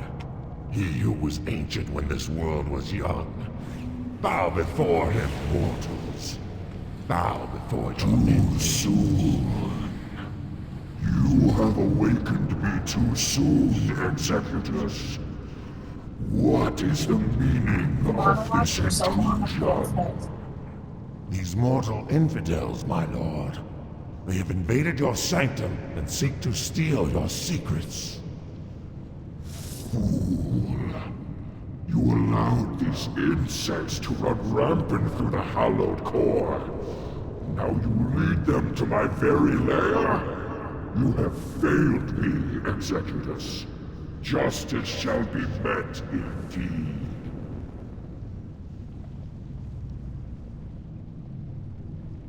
Now for you, insects. Boldly you sought the power of Ragnaros. Now you shall see it firsthand. Also, yes, that's Metzen. He did most of the voice acting in vanilla, honestly. Anyway, so we killed Ragnaros. Woo! He's down. He's not dead. Because that's how that works. Oh, hey, I got a bag. I actually got something I needed. Holy crap.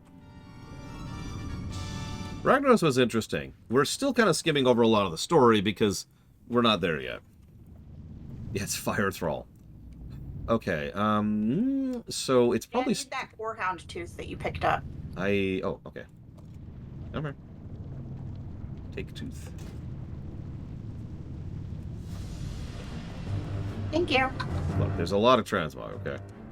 Also, they only added the mechanic where you can get transmog from other classes. Yes. Very recently. Cheaty bastard. Oh, I'm a demon hunter. I'm a demon hunter. Anyways, so that was Molten Core, the worst raid in the game. See if I can disengage off of it. Yeah, no, it's very, very recent.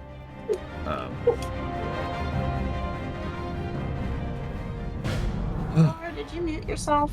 No? Because I can't hear the stream. I can't hear you talking anymore. I can see why. I can see why. It looks like it got offset from the stream. I don't know how. But I'm here. Okay. So, moving on.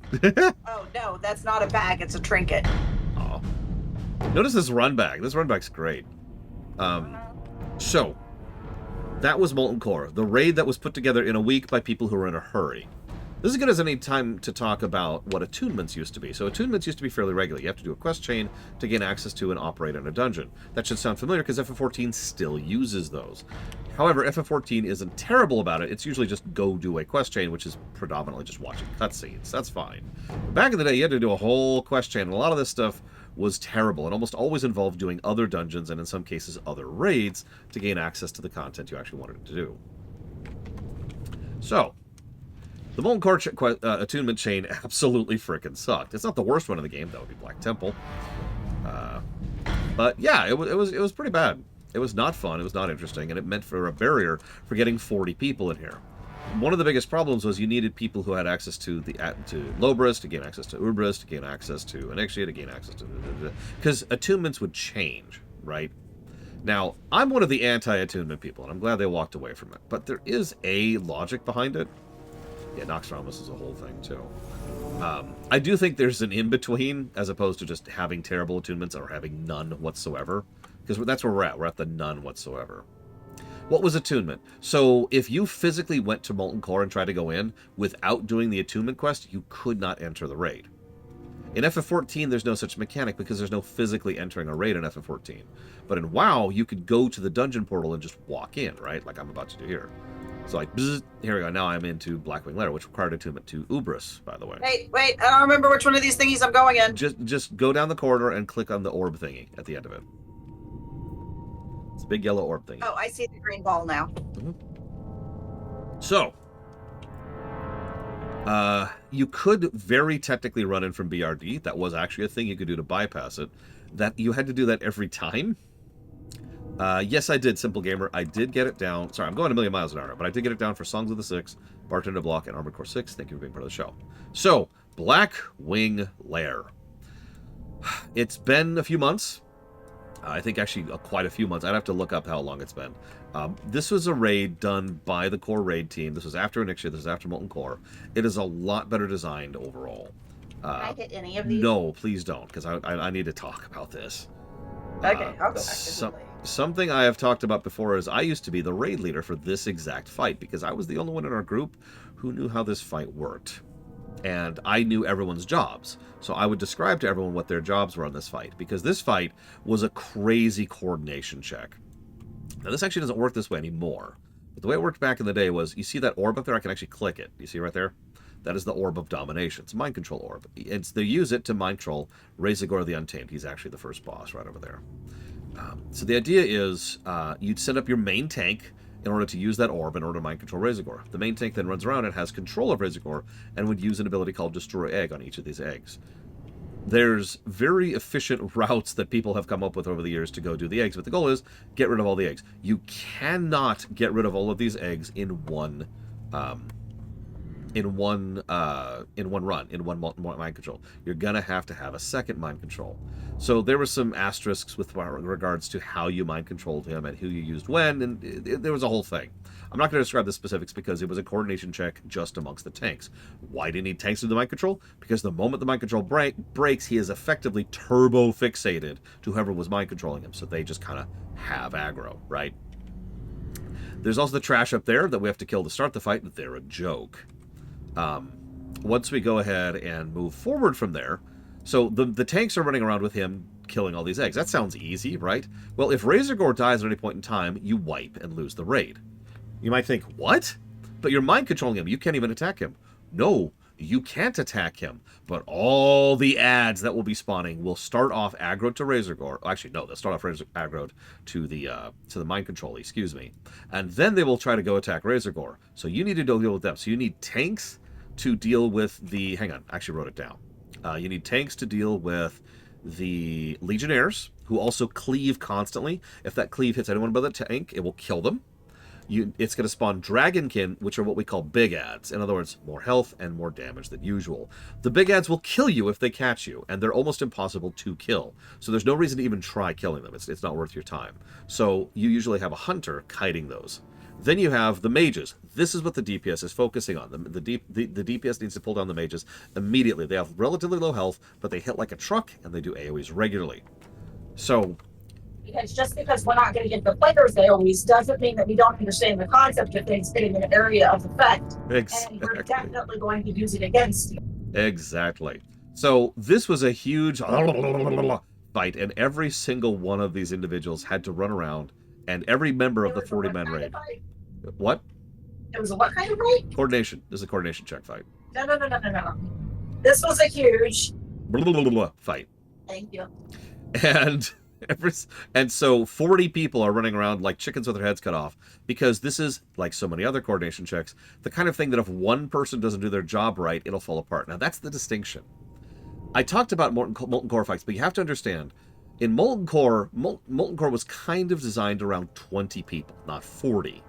I know that sounds strange, but it's true. If 20 people die or aren't pulling their weight, you could usually push through most fights in Molten Core. Ragnaros is one of the only actual bosses who was an exception to that. From Blackwing Lair onwards, they were designing the fights around the whole raid.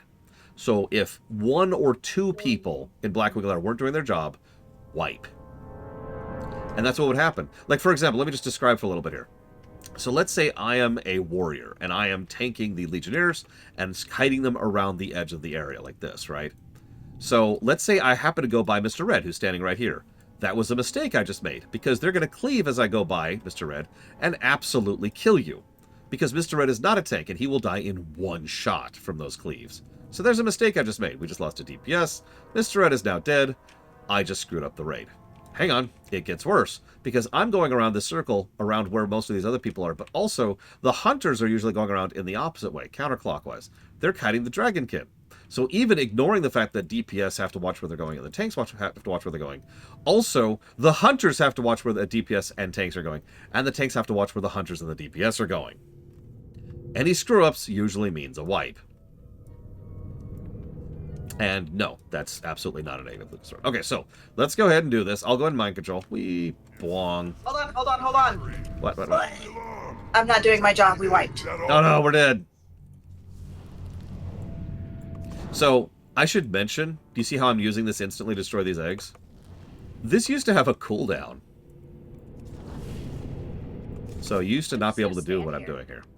I mean, feel free to kill ads. You don't really have to, but you probably should. I don't even see them. They haven't spawned yet. They spawn at regular intervals. So like every so seconds, I forget the exact lineup. Don't ask me. But like every so seconds, another group of specific ads will spawn. So you can predict who's going to spawn when and where. Yeah, no, I'm just gonna stand here. Oh, it absolutely does. The Razorgore fight is definitely more designed than you notice how some of them went for me and some of them went for other me. By the way, I mentioned that earlier. So there's one up there with you. Blackwing Lair is definitely more designed than a lot of the Molten Core fights. Save you. Thank you. But it doesn't make it necessarily better. This is way too binary of an encounter. And it is very easy to wipe. Remember, if Razorgore dies, and it's very easy for him to die, the pet drop, that's funny. Anyone want the pet? Because I don't. I probably need the pet. Where's my sister? You're in the body. Get I'm out right of the here. body, please, because I can't do it. There we go. Here you go. By the way, notice how the music in here is terrible? So. Also, I need those bracers, Agnes. Let's see. Here you go. Thank Yes, I you. understand. And I don't need your bracers, Mr. Ed, but thank you. Okay, so let's see. Can I kill stuff in here? Do me a favor and don't.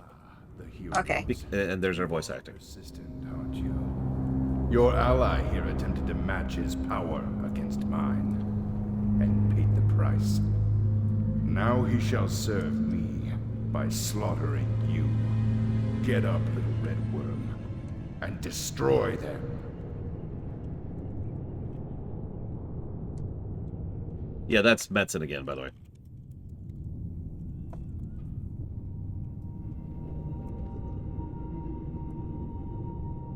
So yeah, this is the Guild Breaker. Okay, good. He's not starting. Perfect. So, let's talk. This is Ahn'Qiraj, the Guild Breaker. The way this worked out is, you notice there's actually, there is kind of trash. It's weird. You didn't see it because my... Ran away. Yeah, my sister and Mr. Red killed them before I could do anything. If the trash... We didn't touch them. They just ran off. That's strange. So we should have a bunch of trash soon. Because what used to happen is you had to run and catch them. If you didn't, they'd go upstairs, bring down the trash, and they'd wipe the raid. So the whole trash encounter was catching them before they ran off. That's it, though. That's the only trash in between the two bosses. So already, you're noticing they're starting to understand some stuff from Molten Core. Taking some lessons and getting better. Cool. So, Ahn'Qiraj... Ahn'Qiraj. The way he works, he's actually a very, very simple fight. He does an absolutely ridiculous amount of damage, and he starts at 30% health, but his 30% health is more health than a lot of bosses in here have. He will absolutely destroy the tanks, and he'll do, he's got a bunch of health, and if he lives too long, he'll kill you because he has an ability called Burning Adrenaline. The whole fight is centered around Burning Adrenaline. So he will randomly target someone in the raid who isn't a tank and hit them with Burning Adrenaline. What happens is it doubles your damage, makes all of your spells instant cast, and makes them free. It also means you burn your max health at 5% of your max health per second. Once 20 seconds have passed and you run out of health, you die and explode. So usually what we do is we'd have a designated Burning Adrenaline spot, which is right back here, right out of the range of the tail, and they just sit here and burn as much damage into him as they could. This was necessary because while you get a huge damage buff, you then lose that player. Make sense? So that's your soft enrage. This is one of the first true soft enrage fights in the entire game. Because that's the race. You have to push him down before you run out of players thanks to Burning Adrenaline. Oh, by the way, every so many Burning Adrenalines, I forget how many, he will use a Burning Adrenaline on the tank, his current tank target. So then you have to do a tank swap. By the way, he's a dragon. And if you don't know what that means, dragons are immune to taunt. So while you're up here, the two tanks, usually actually three tanks, are sitting here tanking him. And the job of the second tank and the third tank is to very, very carefully make sure that they don't take aggro from the first tank. And then make sure that they take aggro as soon as the first tank gets Burning Adrenaline. If a player forgets to run to the explosion spot... Watching your aggro meter, which remember doesn't actually win 100%, but it does now. Yep, and also remember... Right there at second place. And also remember, you don't actually have an aggro meter back then, because they didn't function that way. So it's like, Now, there were other strategies for dealing with this, but that's the basics of it. And you're probably wondering, who is this guy and why are we killing him? Story time. So Veilastraz is a red dragon who is actually helping us infiltrate Blackrock Spire, lower Blackrock Spire, and then upper Blackrock Spire. He's part of several of the quest chains that I don't think even exist anymore going through those. And once we get up to here, he's like, I must go and I must challenge the Black Dragon Nefarian. So we get into this... Yep. So we get in here. That was Nefarian, the guy who was like, get up, little worm, and do my bidding. So now we talk to him, and he's like, I have failed. The Lord of Blackrock is too powerful. He's consumed my energy with ease. I must kill you. You must kill me. No, we can do something to save you. Perform one last service for me. No! Yeah, like maybe you can break the mind controlling. Friends, Nefarious' corruption has taken hold. I cannot control myself. Okay.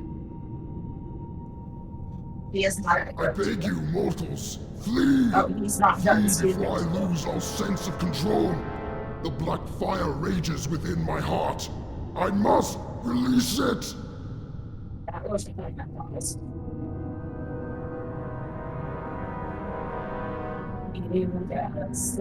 Flame! Oh, he's not dying. Nope, not yet. Destruction! Call our mortals before the wrath of They did God. not do so great with timing. I must fight this. This should be it, though. Yep, there it is. Boom. Straza, help me. And I must Did you fight. even hit any buttons? I did. I hit one button. So, if you're paying attention, what he just referred to, the black fire, that's the shadow flame. If you've played Dragonflight, that should sound I familiar. need the shield. Ah, damn it, sis. Here, take the shield. I do not need the belt.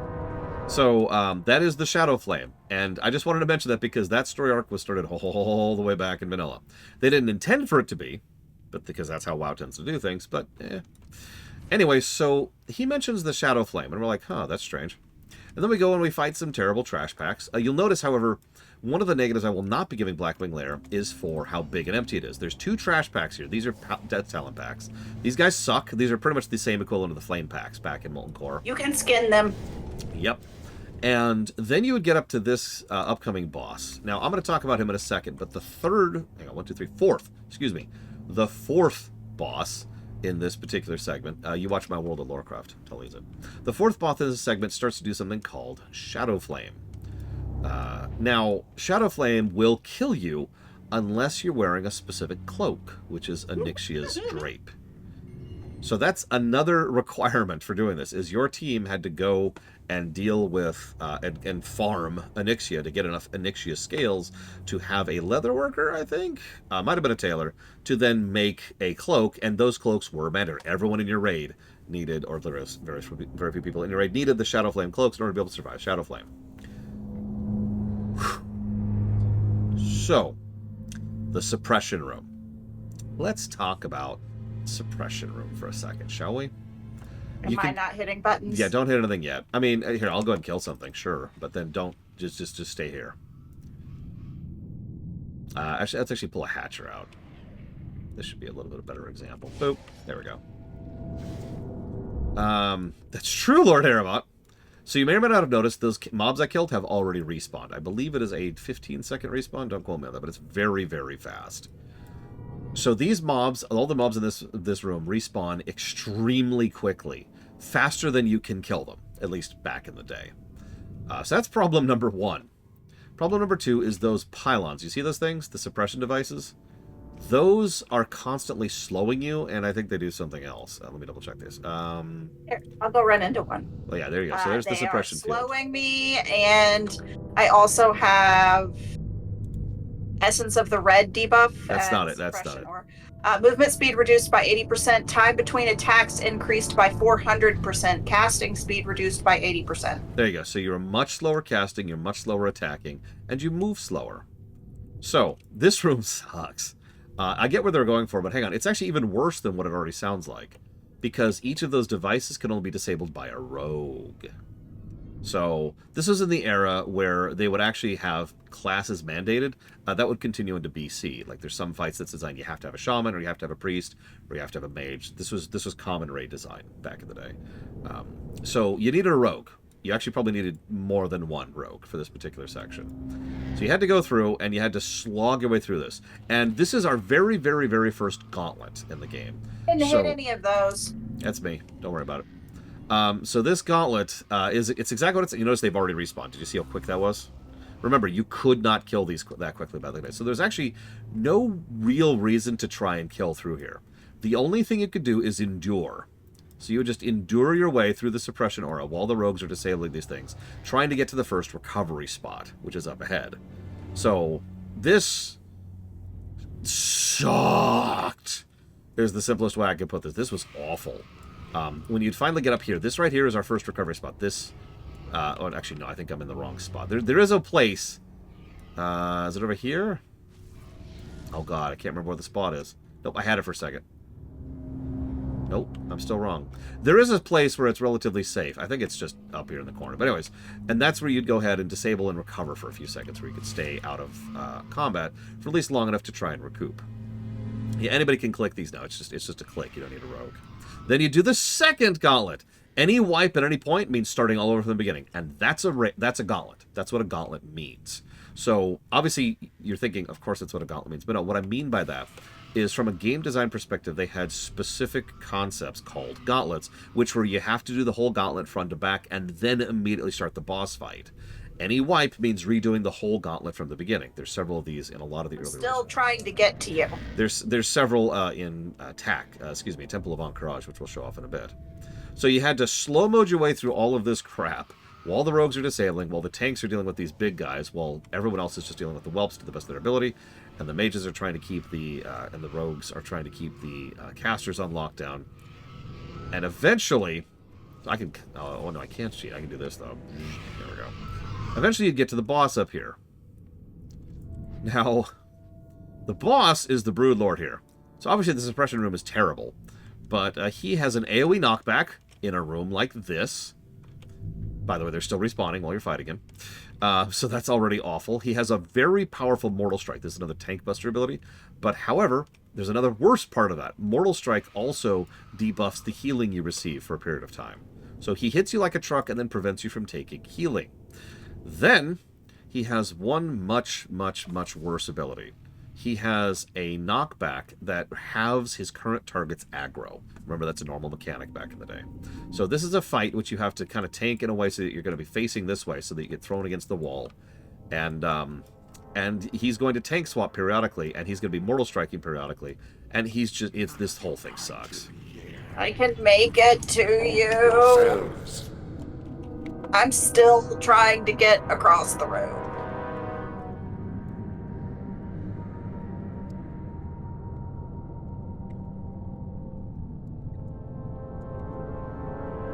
Honestly, I'm pretty sure this boss is worse than all the Hydral stuff. I'm just saying. So then you go into this room. This room is a fun one. Yeah, I already looted. I need it. I'm putting it in a pile. Okay. So this room. So there's our first of the 3 drakes. Oh yeah, by the way, once the boss dies, you can clear out to allow for better runbacks. Real quick side note though, and one thing this dungeon is much better than Molten Core. We're not that far into it if you're paying attention. Like, we're technically right over, I think, the Veilistraw's room right now. It took us 50 years to get across that room, but that's because that room was garbage. Mm-hmm. So, not because it was big. Exactly. So the much more efficient Is this and a better boss? usage. Yes. Can I smack these? No. Well, go ahead and kill the trash. Just don't kill the drakes. So, this is just a whole bunch of big, heavy-hitting stuff. There's the goblins. They throw all kinds of little mechanic-y stuff and stuns. There's the worms. They're cool. They're whatever. All of this is just acceptable. This is all wash territory. You'd clear this room out and you'd have your first patrolling drake. So all 3 drakes are actually identical with one exception. So each drake has they have a dot, or no, hang on, let me double check this. Okay, yeah, no, they have a dot. No, I'm still wrong. They have a breath attack. That's your shadow flame attack. That will kill you if you don't have Onyxia's cloak on. They have the ability to randomly summon you in front of them, usually right before they do a breath attack. They have the ability to attack very quickly, and they have a knockback, which reduces aggro, as almost all knockbacks did back in the day.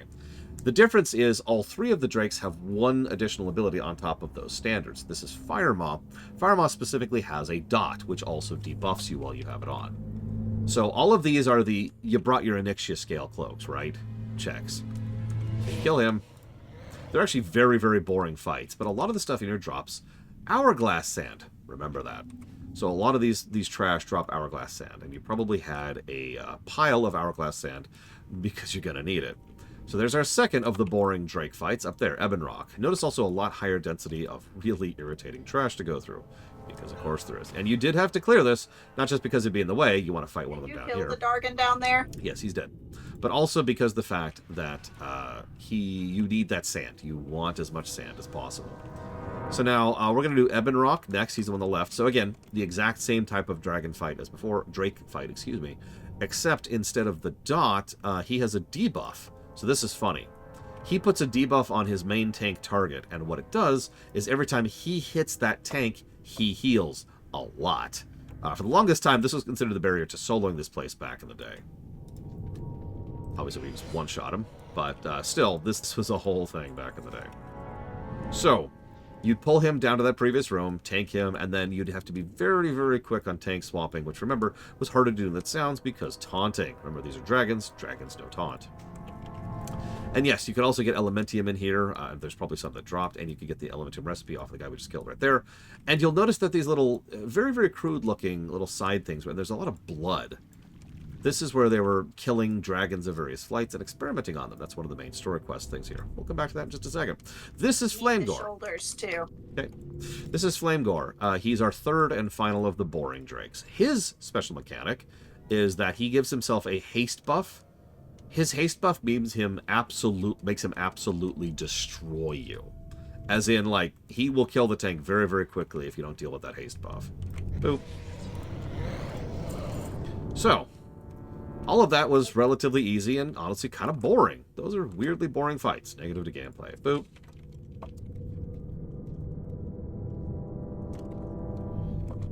Oh yeah, there's also an alchemy table here which allows you to make flasks. Can I get that mace, Mr. Red? Yeah, let's go ahead and get these big guys over. These guys suck. Actually, those are some of the harder trash in here. But up ahead... You forgot to loot this Dargon. No, I didn't. Oh, you just didn't get anything off of him? Yeah, I just didn't get anything. Someone killed the bot, as is their wont. Actually, yes, someone did kill the bot. Let's put the bot back on. There we go. So, How do you kill the bot? I don't actually know to this very day. So the next fight is Chromagus. Can I get those boots too? I know a lot of people in a lot of guilds that never got past this point. I know people who moved on to Rack and Tack, having never beaten Chromagus. So here's the deal. I'm going to go down here to show this off. Do you notice how there's these pillars here that provide a degree of line of sight? And there's also that walkway right there, which provides a degree of line of sight.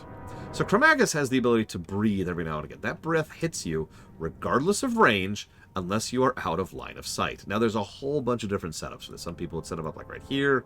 Some people would set him up on the top of this platform. Some people would set him like over here in the corner. All kinds of people had all kinds of different strategies. But the point is, you needed someplace where the entire raid could dip in and out of line of sight and not get hit by his breaths. So, what do his breaths do? His fire one is a dot that reduces your armor. His frost one is a nuke that slows you. His other one is a fire dot. His black one, excuse me, is a fire dot that stacks and also increases the damage of the red fire dot. And all of that sucks, but then he has the worst one of all. It's called Brood Affliction Bronze. It's a stun. It also reduces your aggro.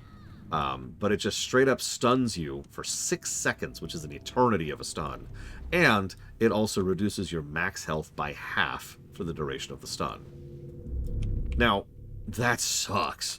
That's why you need the Hourglass. The Hourglass, you could use that, you notice it's givable, to cleanse that particular stun off of yourself. So the whole fight was all about making sure that you didn't actually get hit by the line of sight. And that's the whole fight. He has one last mechanic where he would shimmer, which would change his vulnerability. Elemental damage used to be a thing back in vanilla. We're not really discussing that because it's not a thing anymore. The whole idea here is, as you can see, there's all these dead dragons chained up and hooked up. It's all very gross and horrible. There are a bunch of dead dragons in here too. Yeah, yeah. So Nefarian had been experimenting by On what capturing, look like grinders. capturing, torturing, and experimenting on dragons of all types because he was trying to make something he called the chromatic flight.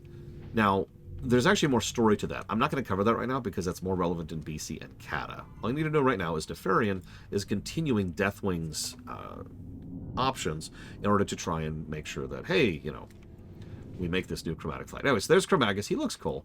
He's dead. Because I deal with that nonsense. Go ahead. Get rid of the sand. I don't need this sand. Chromagus was a little frustrating to deal with. There's certainly some complexity to him, but honestly, he was so finicky. There was so much problem just doing the setup of him. Just the setup. And he was extraordinarily punishing. He was like Razorgore. Anybody screws up, it could lead to a wipe. And it was a cascading wipe situation. Then we move on to Nefarian. Now, yeah, no kidding, Max. Because, yeah, Chromagus dropped the tier 2 shoulders. This also began the concept of shoulders being the best of the various armor pieces, which is still a thing, arguably, to this very day. So here's the final boss arena. You can actually go out here, and there's, hey, look, there's burning steps over there. Yep, see? Ignore the part where the terrain cuts off. That's fine. Ignore that, ignore that. So there's Nefarian just sitting on his throne, being a dick. His broken throne, because he's crazy. I'm going to go ahead and sit on his throne, too. Oh, it won't let me. So we'll go ahead and talk to him first. Do you expect me to cower before the mighty legion of Zalash? You are nothing to me, less than nothing. Had I desired your head, it would have been presented to me on a pike. You have made the mistake all mortals make. Time does strange things to those of us that use it as a form of currency. In your rush for glory, you assume that the pace of the game revolves around your actions. Can you even fathom how preposterous that sounds to a being like me? A being that, if so inclined, could cause your own insignificant thoughts to crush the peanut-sized mass of gray matter floating in your skull. You've lost your mind, Nefarious. It's simple, really. Allow me to summarize. In this world where time is your enemy, it is my greatest ally. This grand game of life that you think plays you, plays you. To that I say, let the games begin. Then he teleports away. He's invincible and untargetable, and he just throws shadow bolts at us periodically. And then we deal with lots and lots and lots of Draconids, and they just stream out here. So this is phase 1. Phase 1 is its own thing. You notice they're leaving corpses that are skeletons, remember that. So he streams all these out, and you just have to absolutely push through these. Remember, this is vanilla, so you don't have a lot of really good AoE, and you're kind of pushing up against the tide here, trying to hold these and push through these, and it's very, very chaotic. You're just as best as you can while trying to go through here. Yeah, I love how they're pikes, I guess. Like every time they die. Once you kill 40 of these, he actually pops down. So he's actually pretty basic. He's a very basic dragon fight. The mortal's courage begins to wane. Now, let's see how they contend with the true lord. I was running out of Ragnaros' focus. fire. So there he is. So he starts off by doing a big old AoE attack to the whole raid. Then he Which pops hits down. us for nothing. Nothing. I'm just going to kill him. Or Mariz. I am the master here. But, Mortals are nothing to my kind. Do you hear? Nothing! so he's dead. So let me talk about the fight really quick here. So he has an AoE Fear. He has a Cleave. Don't be in front of him. He has the Shadow Flame Breath. Of course he does. Make sure you have your cloak. He's got a tail attack because he's a dragon. He has something called Veil, which reduces healing. And all of that's kind of it. What? Loot him. Why? So that I can tell if you got any of the transmog that I want.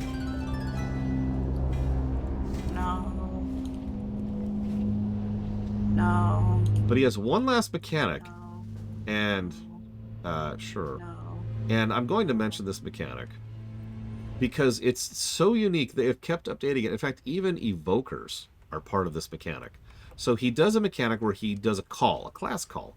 And what he does depends on the class he calls.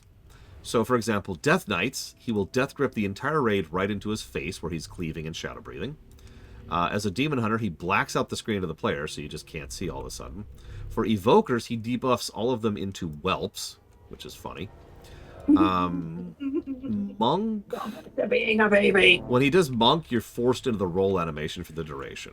All of those are pretty basic things, and mostly for fun because it's just for fun, right? That's something they just did as an addendum for people going back to do this raid back in the day, or rather now.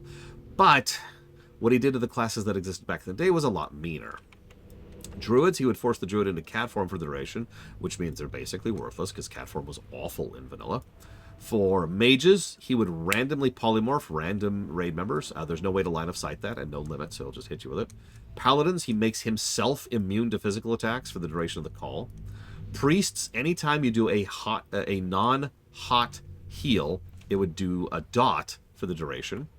Stacking, by the way. Rogues, he would... By the way, priests only have one hot heal. Uh-huh. Yeah, renew. Rogues, he would teleport them in front of him and then root them right in front of him. You know, the place where he's cleaving and shadow breathing. For shamans, he would drop a whole bunch of totems, which all buff him, including Wind Fury, which could kill the tank. For warlocks, he would summon 2 infernals per warlock. That you've got tanks whose only job is to deal with that. For warrior, he would force... That's your tank, by the way. He would force the warrior to take 30% more damage for the duration. So that's effectively a healer's pay attention check. But then there's my favorite, which is hunters. And this is why the hunters by themselves probably make this fight push into negative territory. Because for hunters, he would instantly break your ranged weapon. Just put it to 0 durability immediately.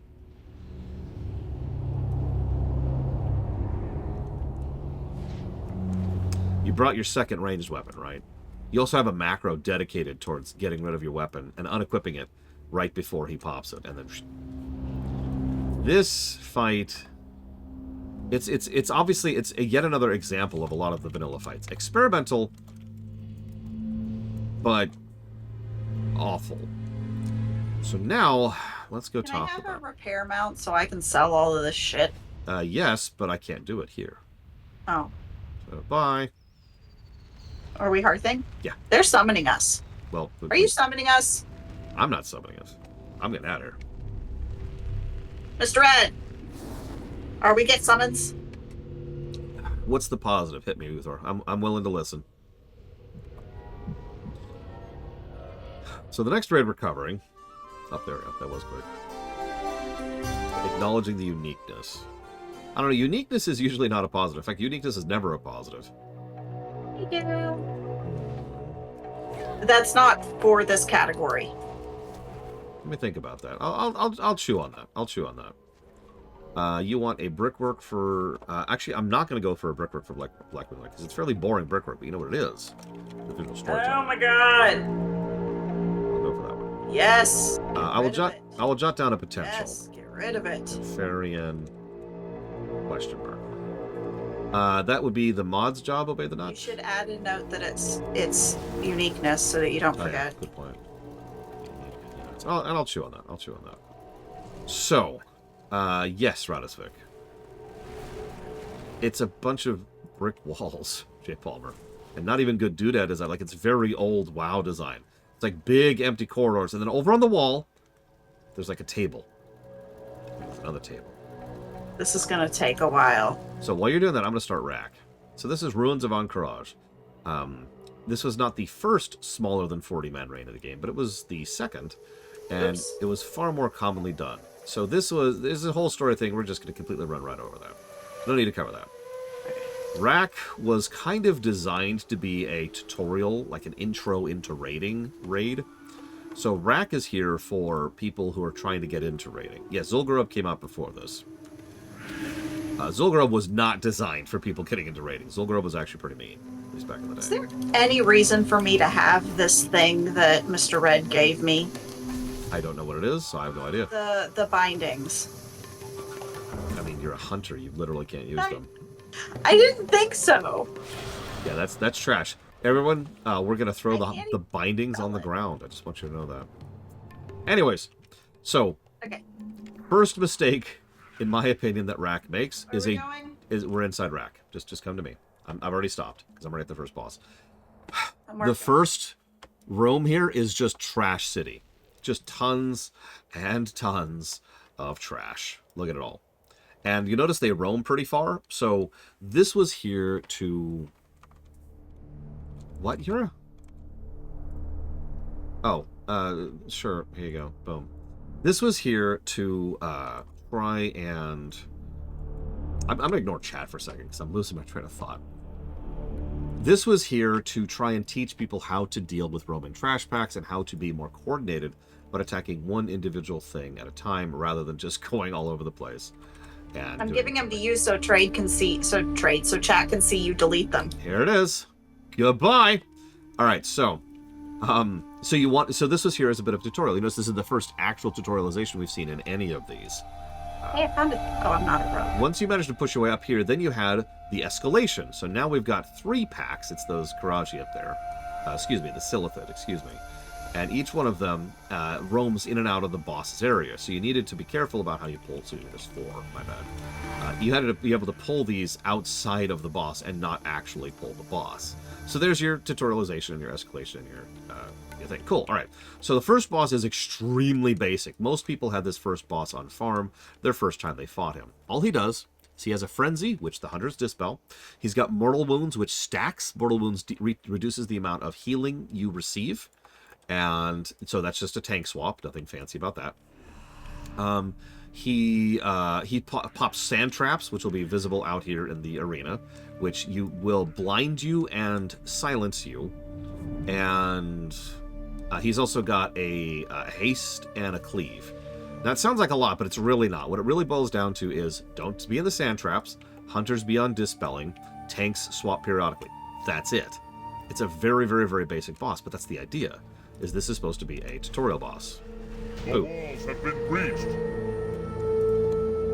And yeah, he's just going to drop this crap, which I'm not even going to pick up because it is literally not worth picking up. They also had this new mechanic, where this is something FF14 uses to this very day, where bosses will drop items which turn into items, rather than dropping items themselves. So that's our first boss. He's basic enough, I'm not going to give him a negative. He's a tutorial boss. Then we got this guy. This guy's weird, so that's General Rajax. There are, hang on. Can we hit any of these? 2, no, because it'll start the whole boss. There are 1, 2, 3, 4, 5, 6, 7. So there's 7 trash packs out here. And then, of course... I see 6. And then there's the 8th, which is him. Oh, there's the 7th one. So, as soon as you pull anything, the encounter starts. The goal is you want to tank them somewhere, probably over here. We usually tank them, like, over in this corner. I hate this music. Just ping, you know. And, well, yeah, I can say. So I usually tank him over there in the corner. Each of these bosses, like there's Captain Keys there, and there's Captain Dren, and there's Captain Major, whatever. Each of them comes in order. So if I pull this guy... No, it's okay, it's okay. We'll just sit here for a second. As soon as we kill these guys... he'll send another group. So this isn't quite a gauntlet, but it's very close to a gauntlet. This is actually a trash fight, or an ad fight, if you prefer. So the whole point of the fight is to deal with them as they come. The first captain does an AoE fear. The second one randomly fixates on someone. The third one has a point-blank AoE. The fourth one has an AoE slow that also does damage. The fifth one periodically goes invincible. The sixth one has a huge conal knockback. The seventh one has a buff for all of his trash, which you can dispel. And then there's he himself. Staghelm will whimper and beg for his life, just as his whelp of a son did. 1,000 years of injustice will end this day. Fandrel, your time has come. Go and hide in the Emerald Dream. What guy? Never It's the guy back there. It's Lieutenant General Andorov. He usually dies, though. myself. And then he himself, General Rejax, who, of course, is fought as part of this whole encounter, he has an AoE... I lost my notes. He has an AoE knockback that resets aggro and halves your health. Continue the fight! Now, you may or may not have noticed, we just tried to loot something. It was called a Librum.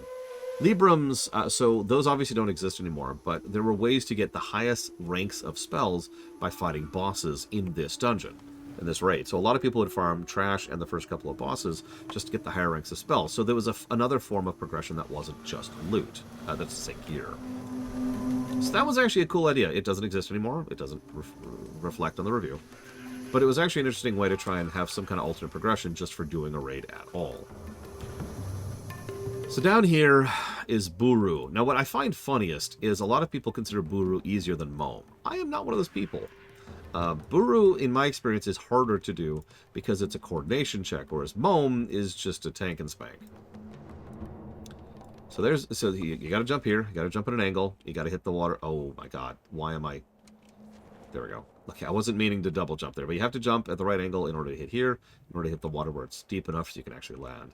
A lot of people died there. The moment you aggro an egg is the moment you aggro the boss. The boss over there has no threat gen to speak of. So we're starting to get really experimental now. When you burst an egg... What? I've been featherfalled. Congrats.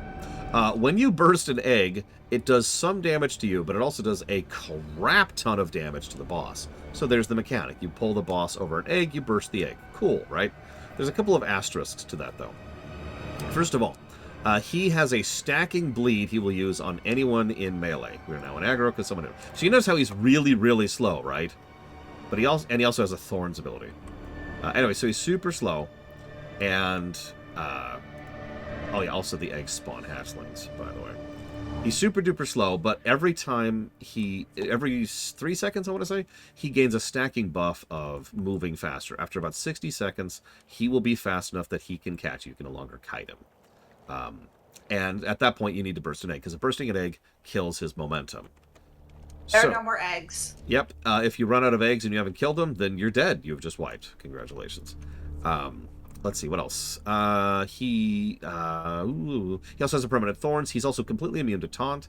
And when he gets to 20% health, he has a truly defined soft enrage. He will start doing a dot that will hit the entire raid that doubles its damage every tick forever. Like it just keeps stacking until he dies or you do. Can I get those gauntlets? Mr. Red? It's not me. So, that's Buru. Actually a pretty inventive fight. Good little coordination check. This is some interesting trash. He eats tanks, which usually leads to raid wipes. Then we go over here. Most people I know didn't even go this way. They would just completely skip this stuff. Maybe it's because of all the holes in the stuff. By the way, like tritophobia or whatever warning, because there's going to be a lot of that with the Silphoods. It's a bug hive. What do you want from me? Here, I'll tilt the camera a little bit down. See you around, J. Palmer. Bye, J. Palmer. So next up is Iamus. Iamus was another... A lot of these are experimental bosses. So Iamus, he's... well, yeah, because these were like the first bosses. Well, yeah. Everything was an experiment in vanilla. That was actually Ubris, which isn't quite a raid, Talia. It's technically a 10-man raid, but it's supposed to be a 5-man dungeon. So, Iamus, he starts off in the air up until he hits the 70% health marker. And so you need hunters, or someone else, to tank him up there. While he's up there, he does a dot on whoever his current aggro is, and it stacks. He also paralyzes a random player and pushes him onto that altar that she is sitting on. And when they put someone on that altar, a little grub will spawn and be like, "Oh, come get you." And if it actually catches you, it kills you instantly, and then you spawn another ad to fight. So you notice how he's just chilling up there like, "Hi, what's up?" Yeah, we're going to just pull you down here. At 70% health, he comes down to the ground and actually becomes a much easier fight. He's also immune to taunts. Now, if you're paying attention, the reason we go the route we just showcased is because both Buru and Iamus are different in terms of overall difficulty. We're going to go ahead and go this way because I think it's technically faster. There's another one of those really big sprawling dungeons, so that's a negative. I'm still looting and skinning. I do like that you can mount in here, though, so that helps to mitigate that. So we'll just give a single negative for that. Can I get that helm, Akuma? I don't know how to say their name. Also, thank you, Radovic, very, very much. Isn't this the raid where you got the little scarab mount? That is Oh, that's not Mac? correct. No. Yeah, that's Max. Mac. Or Maxi, if you prefer. Maxie. Can I? Deus Ex Please. Vision, Morrowind, Wake 1 and 2. And I'll make a note. Split. Done. Okay. It's still a bit of a long, sloggy place, even though you have mounts in here. So it's still bad. It's not as bad as MC, and it's not as bad as the next raid we're about to do. We'll talk about that in just a second. A lot of these vanilla raids are Can not... you monologue for a little longer? There's a lot of stuff to skin in here. Anyway, so there's the next boss. I'm going to go and scooch this over, because I'll talk about him before we actually pull him. The trash out here is fine. Most of this trash is unmemorable. Like, you know, you've got those things, and they shriek. You got those guys, and they spit. You got those guys, and they eat. And there's really not... Also, you don't want to go in the water, because those things suck. There's not a lot to talk about in the trash. It's mostly unmemorable in Rack. We'll talk more about trash in Tack. Anyways, so this is Moam. Moam is weird. So the way Moam works is he's actually fairly basic, but he's kind of difficult for several people to push through because of the gear requirements. First of all, he has an AoE physical attack, which absolutely destroys people who aren't ready for it. Second of all, he drains mana, and whenever he drains mana, he will gain mana. You'll notice... Hang on, I'll mouse over him. You'll notice he has 0 mana right now. When he has drained 29 times, he will fill up his mana, and then he will do a massive AoE damage attack from hell. It also is a knock up. I know how that sounds. But it is. There's knock-ups and there's knockbacks. So the knock-up sends you into the air, which then makes you take falling damage when you fall. That's what it does. He periodically, every 90 seconds, I want to say, will go invincible, summon ads, and then once you kill the ads, he will go back to being his normal self. He's actually fairly basic, but the knock-up and the AoE damage, plus the other AoE damage, meant this was a fairly basic, or basic's the wrong word. This is a gear check. And so a lot of the groups I would run with couldn't quite do Moam, which is why I went the other way. Where are you guys? We're about to do the final boss, which is Assyrian. I don't... Thank you. So Assyrian the Supreme... I'll talk about his story a little bit more when we... Was there a boss back here? Yeah. Just keep going. Look for his corpse. Assyrian is funny. So he hits like a truck... You abandoned me! Yes. He hits you like a truck hitting you with another truck Loot him. whenever he's in Supreme mode.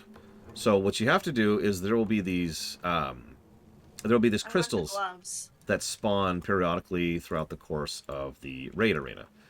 These crystals... Hang on, let's get rid of these guys really quick. These guys are really mean trash, by the way. These are elite trash, so lots of health, and they hit like an absolute truck. This crystal, so you see this crystal right here? We have to pop that crystal, and that pushes him out of Supreme mode. So that's the only way you can really survive. He will absolutely kill your tank if you leave him in Supreme mode for too long. We're still avoiding that. One moment. Did you move the gauntlets down to the my pile? Yep, I did. Thank you. Just clearing up my inventory a little bit because it's getting a little full. Well, come give me some stuff, and then that will do that. Will it? Yeah. But now I have first wonderful. Stay your But feet here, from just for the you. trails. I can't do it. You're busy. All right, so he hits like a truck, hitting you with another truck. He also periodically is... it'll give him an elemental weakness to a specific element. It's random which one it picks. He will periodically gouge his target. To explain that a little bit, if I gouge someone, so they have...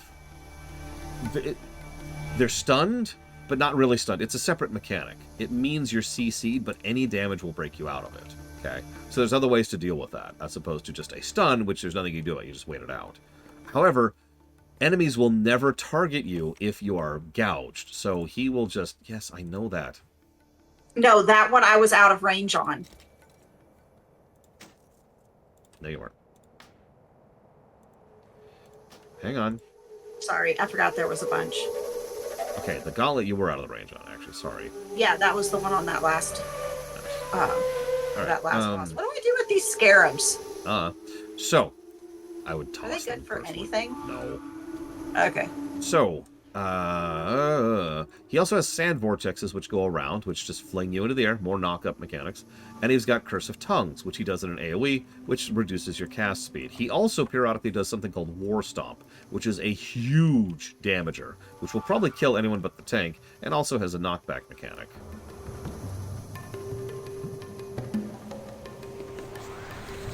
So here's what the crystals look like, as you can see. Now, the big problem with this fight is you had to time it. You notice that, like, you click it, and then it goes up, and then it goes down. When exactly that went off was not as clear as it should be. And you needed to get him out of Supreme mode. He's actually in Supreme mode right now. Increases strength by triple. Sands of the desert, rise and block out the sun. Anyways, he's dead. As it should be. Yeah, it's functionally an aggro drop. And it's just... God, it's really irritating. Where's my sister? I'm currently being traded by everyone.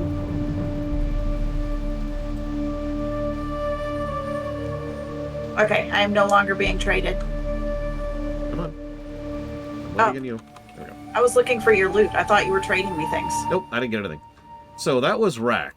It's kind of functional as an intro place, but once again, you could feel that experimental nature of a lot of the bosses, and this is still not a super great setup. So we're going to give a negative for Assyrian. And the rest we're just going to honestly call a wash. This place is whatever. Which leads us to Tack. Now, the Tack is the last of the vanilla stuff we're covering, thank God. Then I'll probably break for lunch. So. Oh, wow. Yeah, it is that time, isn't it? Uh-huh. Oh, yeah, also I'm not super impressed with the big sprawling area and the brickwork and all that. Yeah, Karazhan... We'll get to Karazhan. We will.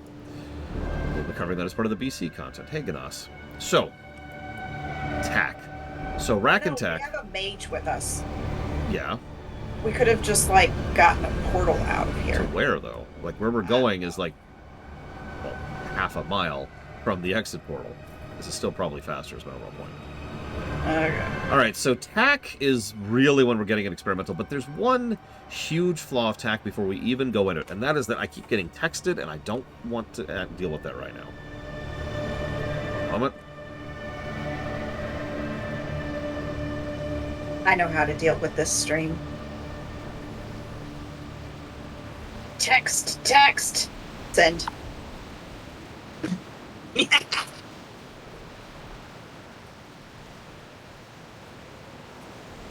They literally just texted Lore, text.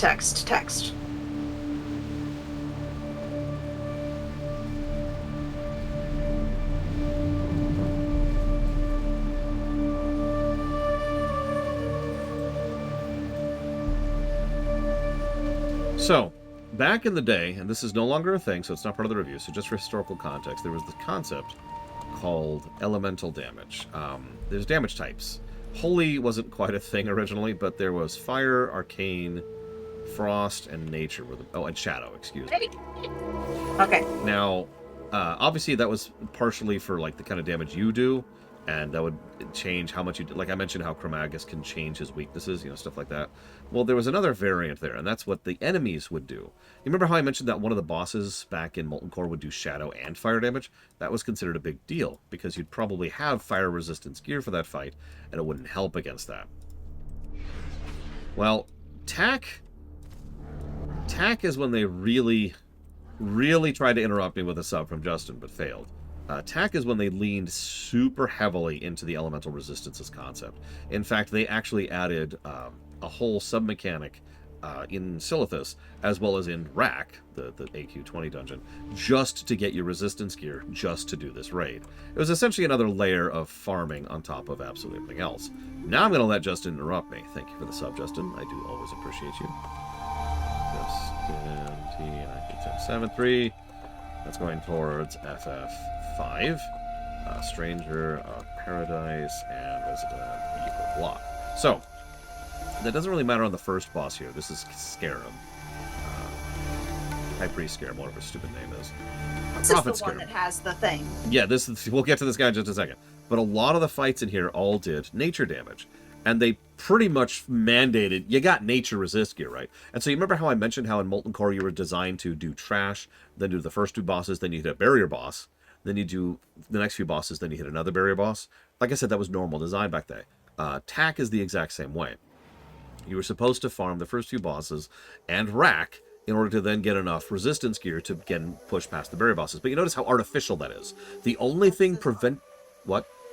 Axe is on. Okay, the only thing that actually prevented you from progressing was just the nature damage. So it was literally a different type of gear check. That's all it was.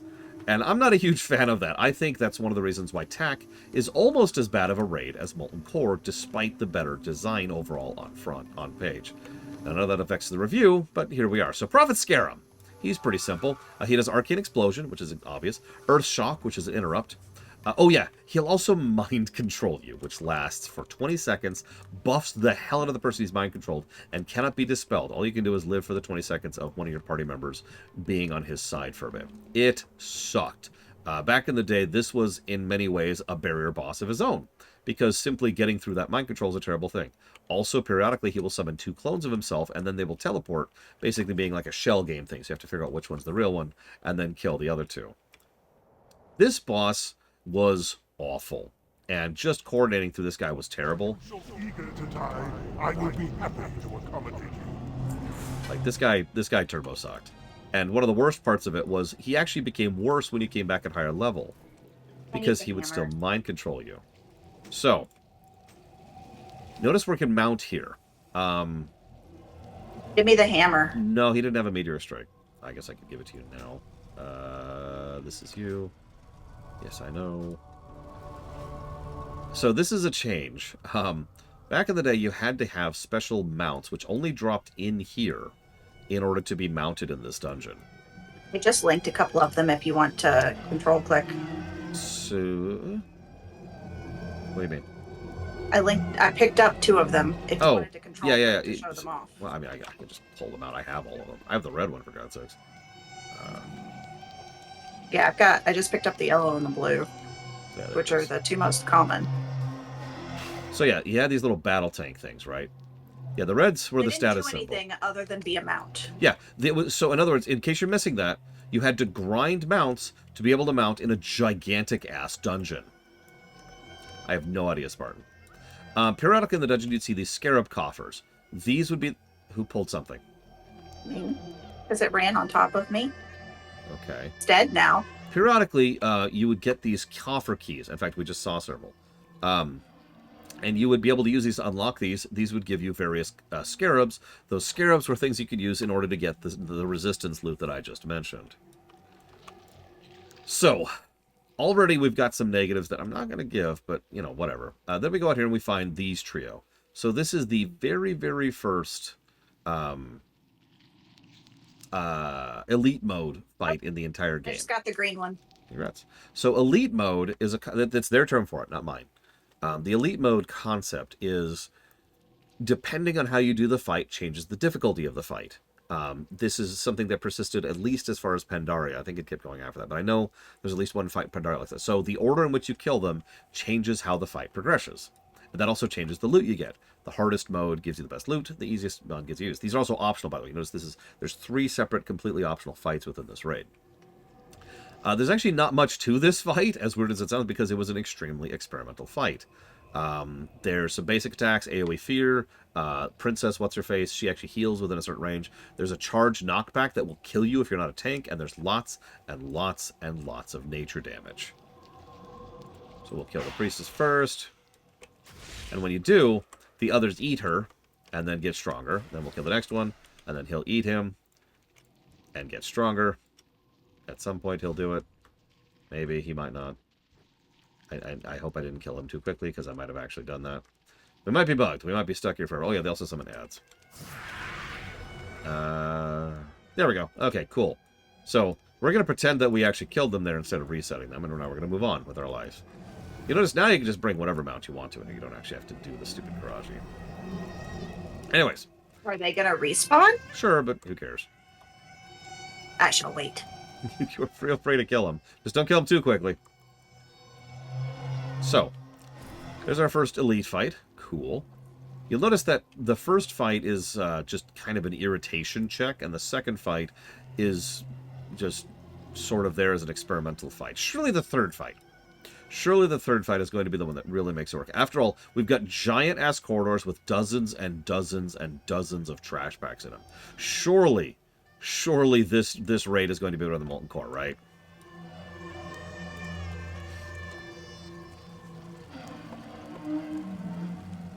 Are you just running through the mobs? I mean, they can't aggro me.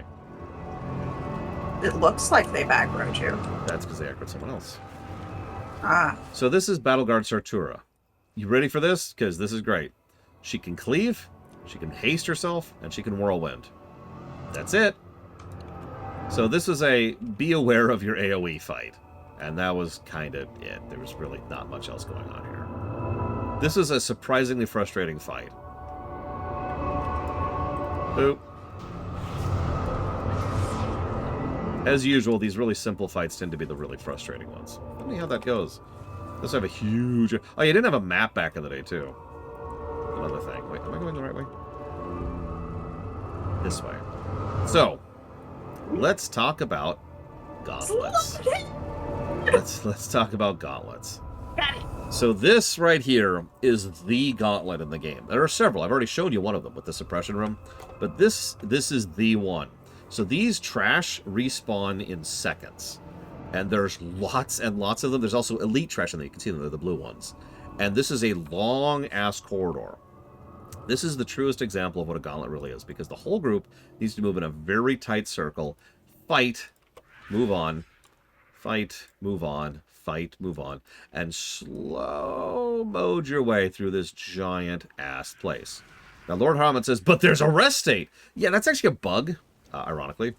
There wasn't supposed to be a rest spot before the boss. It was supposed to be gauntlet directly into boss. They screwed up. There's a rest state. They decided not to patch that out. So Lord Harmon is correct. There is actually a spot where you can pause and then recover before the boss fight.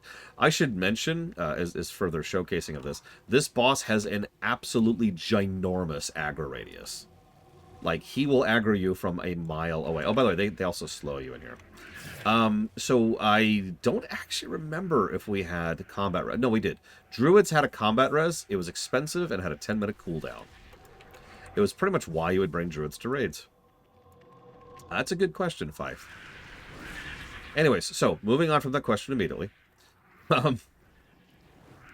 Notice they've actually already started respawning behind us, by the way. That's how fast these things respawn. So there's Fankris. Now, Fankris, my boy, down there. Yeah, you could stop, like, right over here. It's right in this little nook. And you just stop here and be like, all right, everyone stop and recover. Anyway, so then we'd have to go and fight Fankris. He's actually really, really basic. He does low damage, but he stacks Mortal Wound. You remember that. He also spawns... And he's the exact same, model as the guy in the very first one. Who also does Mortal Wound. But his only real gimmick is he'll periodically spawn an ad, like, over there in the corner. And that ad will then... he will teleport a player over there, fixate that ad to that player, and then that ad will try very hard to kill that player. That's actually kind of it. There's really nothing more to Fankris, because the whole point of him was the gauntlet. You'll notice we're skipping Visidius. We can't kill Visidius. Moving on. Why? So Visidius is our frost damage boss fight. Now, I thought you said they fixed him. Oh, Akuma said they switched to frost. No, it's fine, because we actually can't do the second half of the fight. Melee him? Yeah. So here's how Visidius worked. Also, I don't care about showing Sure we can. I don't care. Let me find a weapon that I'm capable of equipping that's not ranged. So the way that Visidius... By the way, look at all this freaking trash. Oh my god. So the way Visidius worked is he's technically invincible. You can't kill him normally. What you have to do is you have to hit him with X amount of frost damage. I think it's actually 200 frost hits. Not damage, hits. Once you do so, he slows down to a crawl and eventually freezes, okay? Once he's frozen in place, then you have to physically melee him a number of times. If you don't hit him enough times while he's frozen, he breaks out and he resets, and you've lost all progress. You have to start over from scratch. Gimme. There you go.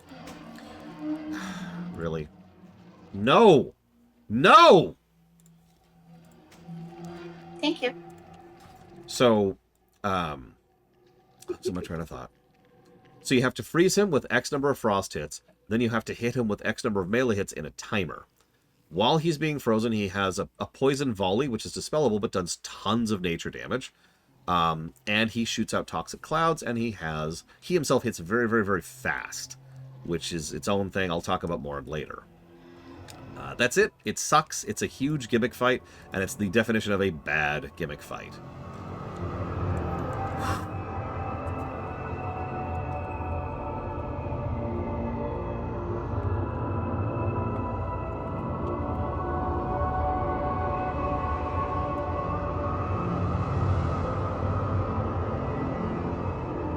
Alright, so, this is Princess Hobag. We used to call her this because this is your barrier boss. I just mentioned those. if you've been paying attention, there hasn't been really a lot of, requiring nature resistance. Like, you could use it, but it's not absolutely required. Well, welcome to You've Brought Nature Resist, right? This boss requires the entire raid to have a lot of nature resistance because she has... So first of all, she has a frenzy, so she attacks very quickly. She has an AoE poison, which hits the 15 closest people to her. She hits a random person with a massive poison dot that also silences you. She has an AoE attack that sleeps people on melee and does damage if it's dispelled. She has a stacking nature dot on the tank, and she berserks at 30%. This is Princess Hobag. She is a gear check. Like a straight up, you brought nature resistance, right? Gear check. Why do you call her Hobag? Because we hated her back in the day, and so we called her Princess Hobag. Never forgive this boss for being terrible. Now, so that's Princess Hobag. Cool. Now we're into the actually hard stuff. We might actually start getting into some neutrals or positives. I'll put it in the side. It's on the side. It's on the side. So first we have some of the more interesting trash in here. First of all, we've got these guys, the Anubisath. Every single one of these has a specific mechanic, and all of them suck. These are much worse versions of the ones we saw over in Rack. These are each raid bosses functionally, and every single one of them does something to screw you over, like a spreading plague, or a silence, or a stun, or whatever. They all suck. And you really, really want to push through these because they're terrible. You notice there's only a few of them, which makes sense because they're all bosses. So it's very, very quick shuffle between them and the next actual bosses. Hey, look, it's a giant eyeball. So we're just going to sit... So you know, giant eyeballs, you typically don't want them to look at you. That's true. Now, the way this works out is we have... I'm talking first. I'm talking. I'm not going to do that. Okay. This is a raid, Master. This is a 40-man raid. So these are the Twin Emperors. This was the final barrier. There's actually 2 bosses after this, but quite a few people could not do this fight, even at 70. By the way, this is a level 60 raid, for a bit of perspective. Here's how this fight works out. I forget which is which. One of them is immune to physical damage. The other one is immune to magical damage. Now, there's all kinds of problems with that, like Taunt is actually a spell, but the way this works out is the magic one, the magic immune one, so in other words, the physical guy, he does an uppercut, which is a massive knockback. He does unbalancing strike, which reduces your defense. He will mutate one of these bugs. You see all these bugs down here? There's these scarabs everywhere. You can't clear them out. They just respawn instantly. So he'll grab one of them and turn them into a super death nuke, which then has to be tanked and dealt with off to the side. The mage one, which is the physical immune over there, I think, he will shadow bolt his target. He can be tanked by a non-tank. He will cast Blizzard periodically, Arcane Burst, and he will also periodically turn one of these things into a freaking bomb, and they will explode and do tons and tons of damage. Now, that's all pretty bad, but hang on. None of that is why this fight sucked, because there's 2 additional mechanics I haven't talked about. One, if they are near each other, they will heal each other. And I mean spam heal each other. Like, every second, they will heal each other for tens of thousands of healing. Just... So you need to make sure that they're very, very, very spread apart at all points in time. Second, they will periodically swap places. They will teleport to wherever the other one is. You might think, oh, well, that'll keep it easy. But hang on. They do not reset their aggro when they do that. So what happens is I'm tanking, the melee one, the magic immune one over here. And he's like, all right, tank, tank, tank. And then he's suddenly over there on the other side of the room. And what does he do? But he's still aggro to you. He's still aggro to me. So he just blitzes for me. Managing this swap. Yeah, I know, right, Lord? Managing this swap is most of the mechanic of this fight. There were a lot of different strategies for how to deal with that particular swap and how to deal with it quickly enough. Because if you didn't, they would heal each other and you'd lose progress. Remember, mana's a problem. Run past each other. Yeah, and heal each other as they're going. They can heal as an instacast, by the way. Like I said, every second. Thankfully, we don't have to deal with any of that nonsense. We're just going to go kill these people. But, oh my god, this fight sucked. I hated this fight so much. Boom, they're dead. I know your pain. God, screw this fight. Give me the belt. Big belt in the pile. Make sure to loot both of them. So, you're probably thinking, oh, well... Give me the boots. You think we're progressing? We're done, right? There's only 2 bosses left, and one of them's optional. So welcome to hell. I've been talking relatively positively about several aspects of this raid compared to MC, but then there's this corridor. So these roaming packs suck. There's elites; those are high health, high damagers. You know, biggies, big trash. There's the slayers; they're essentially rogues. There's the mind slayers; those guys are exactly what they sound like. And I think there's one I'm missing. Maybe not. No, I guess that's it. These trash suck. There's several of them, and they patrol. There's no real skipping through here unless you're very confident in what you're doing. So you really need to be clearing this corridor. That takes absolutely forever. You notice how long this corridor is, by the way. We're not even out of it, actually. We've still got a little ways to go. We're going at mounted speed. So we get all the way up here. And then we've got Trash Part 2, the return of Trash. Now we've got Obsidian Nullifiers, that's your anti-casters. Even worse than before. Yeah, then you got your Nuba South Warders. You remember those? Those are the big guys from earlier. Now, they're not actually the same big guys, but they're still big, honking Death Dooms with patrolling packs. Notice they're still patrolling packs and big Death Dooms. We're still going, by the way. Now, if we take a side thing, we're actually going to kill this guy because it's not worth the time. But this is Oru. This is the other... Kill him quickly. You just smack him. Fine. So this is Oru. Oh, I just got the red one. Nice, congrats. Already had the red one. Oh. Do either of you need the red one? That's, yeah. So this is Oru. Big, Dune reference here. He's our first true optional boss of this stuff. Even though he's actually the third optional boss of this. He's our super optional. Yeah, he's that guy right there. So that's him. He has a big sweep attack, which does a knockback AoE and also resets aggro. He has Sand Blast, which is a cone that incapacitates you. He has Submerge, which is that, which makes him invincible while he's doing it. While he's down there, he will do a big old Earthquake attack periodically, like these kind of things here. As you can see, a bunch of attack stuff there. That's cool. He also summons some adds periodically. Oh yeah, and he also, when he emerges, does a crap ton of damage wherever he emerges. So people have to constantly be avoiding these guys as much and as often as they possibly can, because as you can see, he's literally following us. So you want to kind of be tanking him as he's doing this. Hope you're keeping a track of whoever has aggro while he's down. Remember, you are dealing with 39 other people in this raid while you're doing this. There's the trash, there's him, there's the eruption, and he's dead. He mostly drops currency items. Oh, he actually dropped a real item for me. But those currency items, yeah, the hide. You see that? The intact hide. That's the stuff you turn in for that pseudo set, the 2.5 set. I need bracers. As well as the resistance gear, which you needed in this place. So, one boss left. So the first thing you do on the final boss here is you wipe. He's not actually joking. Then they had to do out a special patch to nerf him to be defeatable. Because he was a whole thing. He was actually designed badly. There's a whole lot of things I'm kind of skipping over here historically because A, I'm in a hurry, and B, it doesn't really affect the review. But the only thing you need to know right now is that this dungeon raid was not properly QA tested. And so there were a lot of things where it was designed badly in terms of the math and the balancing. And yeah, Uro was actually another one, but the big one is Mr. Cthulhu. Red had a question.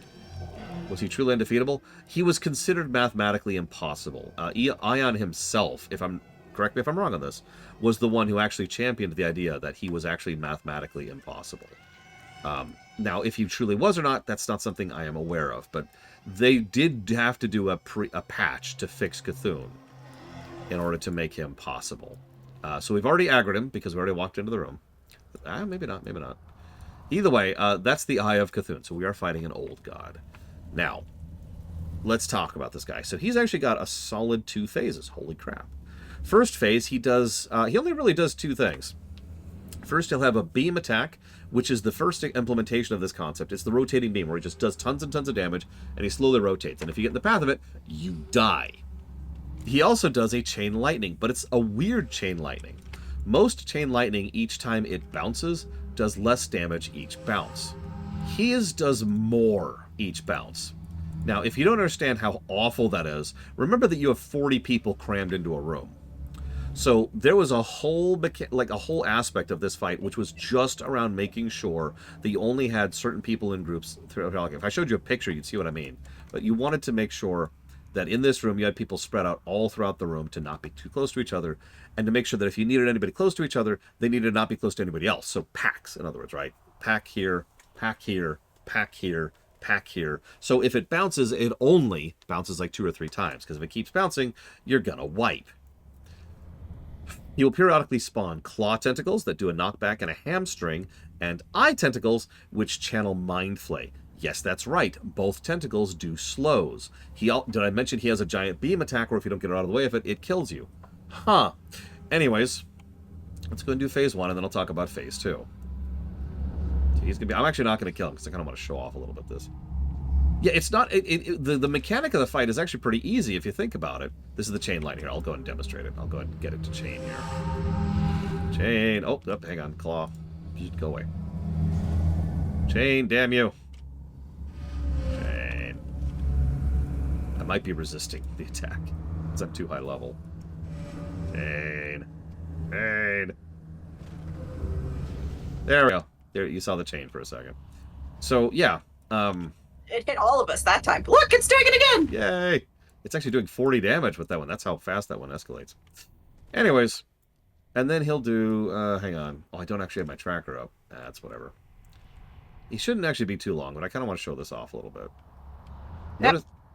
Notice how often he's spawning stuff. There it is. So there he goes red, and there's the big nuke. That's the one that will absolutely kill you if it hits you. Stand in it. And remember, you're having Mind Flay channeled on you while you're also probably hamstrung. And again, if that hits you, it kills you. It's not doing anything. Yeah, that's because you're level billion. So let's go ahead and poke him once. There we go. This starts phase 2. Do I have sound on? No, I do. Okay. Phase 2 is when his body comes up. So phase 2 is interesting. I'm going to stand here and kind of dead stick for a moment because I want to show something off if I can. It's going to be random, though. None of us are hitting anything. Yep. In phase 2, he will... he still does both of the tentacles, but he also has the giant tentacle, which is the one you just saw pop out of me. That's the tank's job. And... okay, someone just got eaten. Who was that? It was the... I think it's Max Z. No, Mr. Red got eaten because I've lost my Drakeling. Okay. Well, anyways, so what he does is he randomly... I got eaten. Grabs people and eats them and throws them into the stomach. We might actually reset the way this is going here. And when you're in the stomach... You have to kill the ads that are down here. Okay, so when you're in the stomach, see how I went purple? That means people... Here, we'll just go and kill them. Boop, they're dead. Oh. You're dead. Congrats. So, when you eat... I'm sorry I couldn't show it off to you properly, but when he eats you, you go inside his stomach, which is a little zone, like, down there. Very experimental kind of a thing. While you're in there... you get a debuff that increases every stack. Each increased stack doubles the damage of the debuff. I don't think I can res you. Okay. Can I follow a Mr. Red? We're actually done in here, but let me finish talking about this real quick. So while you're in the stomach, there's a thing you have to damage in there. We're not done because I have to loot. It has a decent amount of health, and once you finally push through it, okay, you're good. That's when he goes vulnerable, and everyone has to just do all the damage they can at him before he goes back to normal thing. And then you repeat, and then it's just back to the normal phase. Again, there are 2 giant tentacles inside there, which will be damaging you while you're in there, so you need some kind of tanking and healing down below. And, again, the acid debuff. The acid debuff's whole point is you can't just stay down there. You're supposed to go down, fight him, leave, because there's actually a pad down there. I know I couldn't show it off to you, but there's a pad. So the player has the choice of when to leave the stomach. You just jump on the pad, you get tossed back out. It jumped on the pad and it killed me. Well, congratulations. I don't know why that happened. Did I find this fight fun at the time? No. It is, however, one of the more interesting fights back in the day, and there was some interesting gimmicks and mechanics to it. It's just, this feels a lot like a frustration fight to me. Because it's like, hey, I want you to do this, but also screw you. And everything you wanted to do, it would get in the way of you doing periodically. Oh, I guess I'll tell you, thank you. Did you loot, Lord? I did, actually. I just got gold. There was nothing there for me. Okay. So that's all the vanilla raids.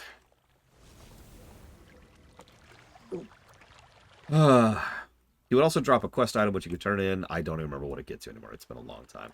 I Ignore don't this. even know where I got this Ignore fish. this awesome moment. She's not here.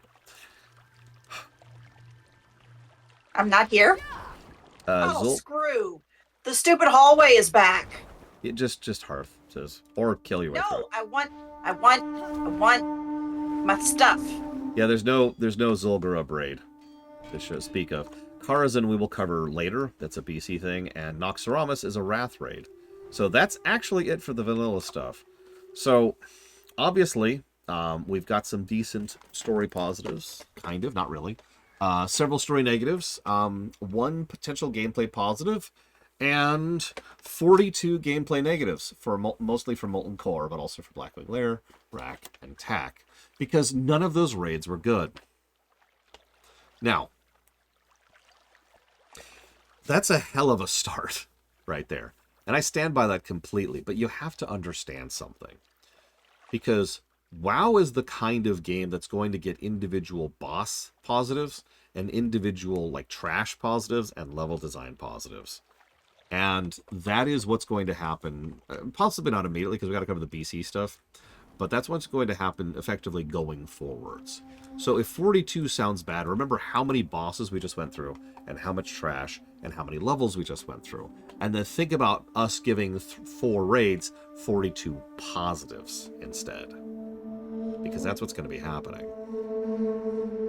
So how do I think WoW Classic would review? Not very well. Now, I'm going to go and take a lunch break because it's lunchtime. We will be back after the lunch break, and we will go ahead and continue and have my sister who's saying, wait, what's up, sis? I want the gloves. I don't have any gloves. I know you didn't get any gloves. I don't remmer where to go from. Yeah, no, the vanilla stuff was very experimental. Okay. There wasn't much else out. It was very much a... I actually agree with you before. I actually know Nax 40. I did Nax 40 back then. Not all of it, but I did a decent chunk of it. We'll go ahead and take a lunch break. We're going to come back. When we come back, we're going to do some time stuff. And we might finish that. And if we do, then we'll go ahead and progress forward. If not, that's okay. So we're going to do some what stuff? Time stuff. We're going to do Durnhold. And then we're going to show off Silithus, and then Durnhold, then the Dark Portal, and then Mount Hyjal. That'll be our next couple. Oh, yeah, that's right. So, we'll see you all in about an hour.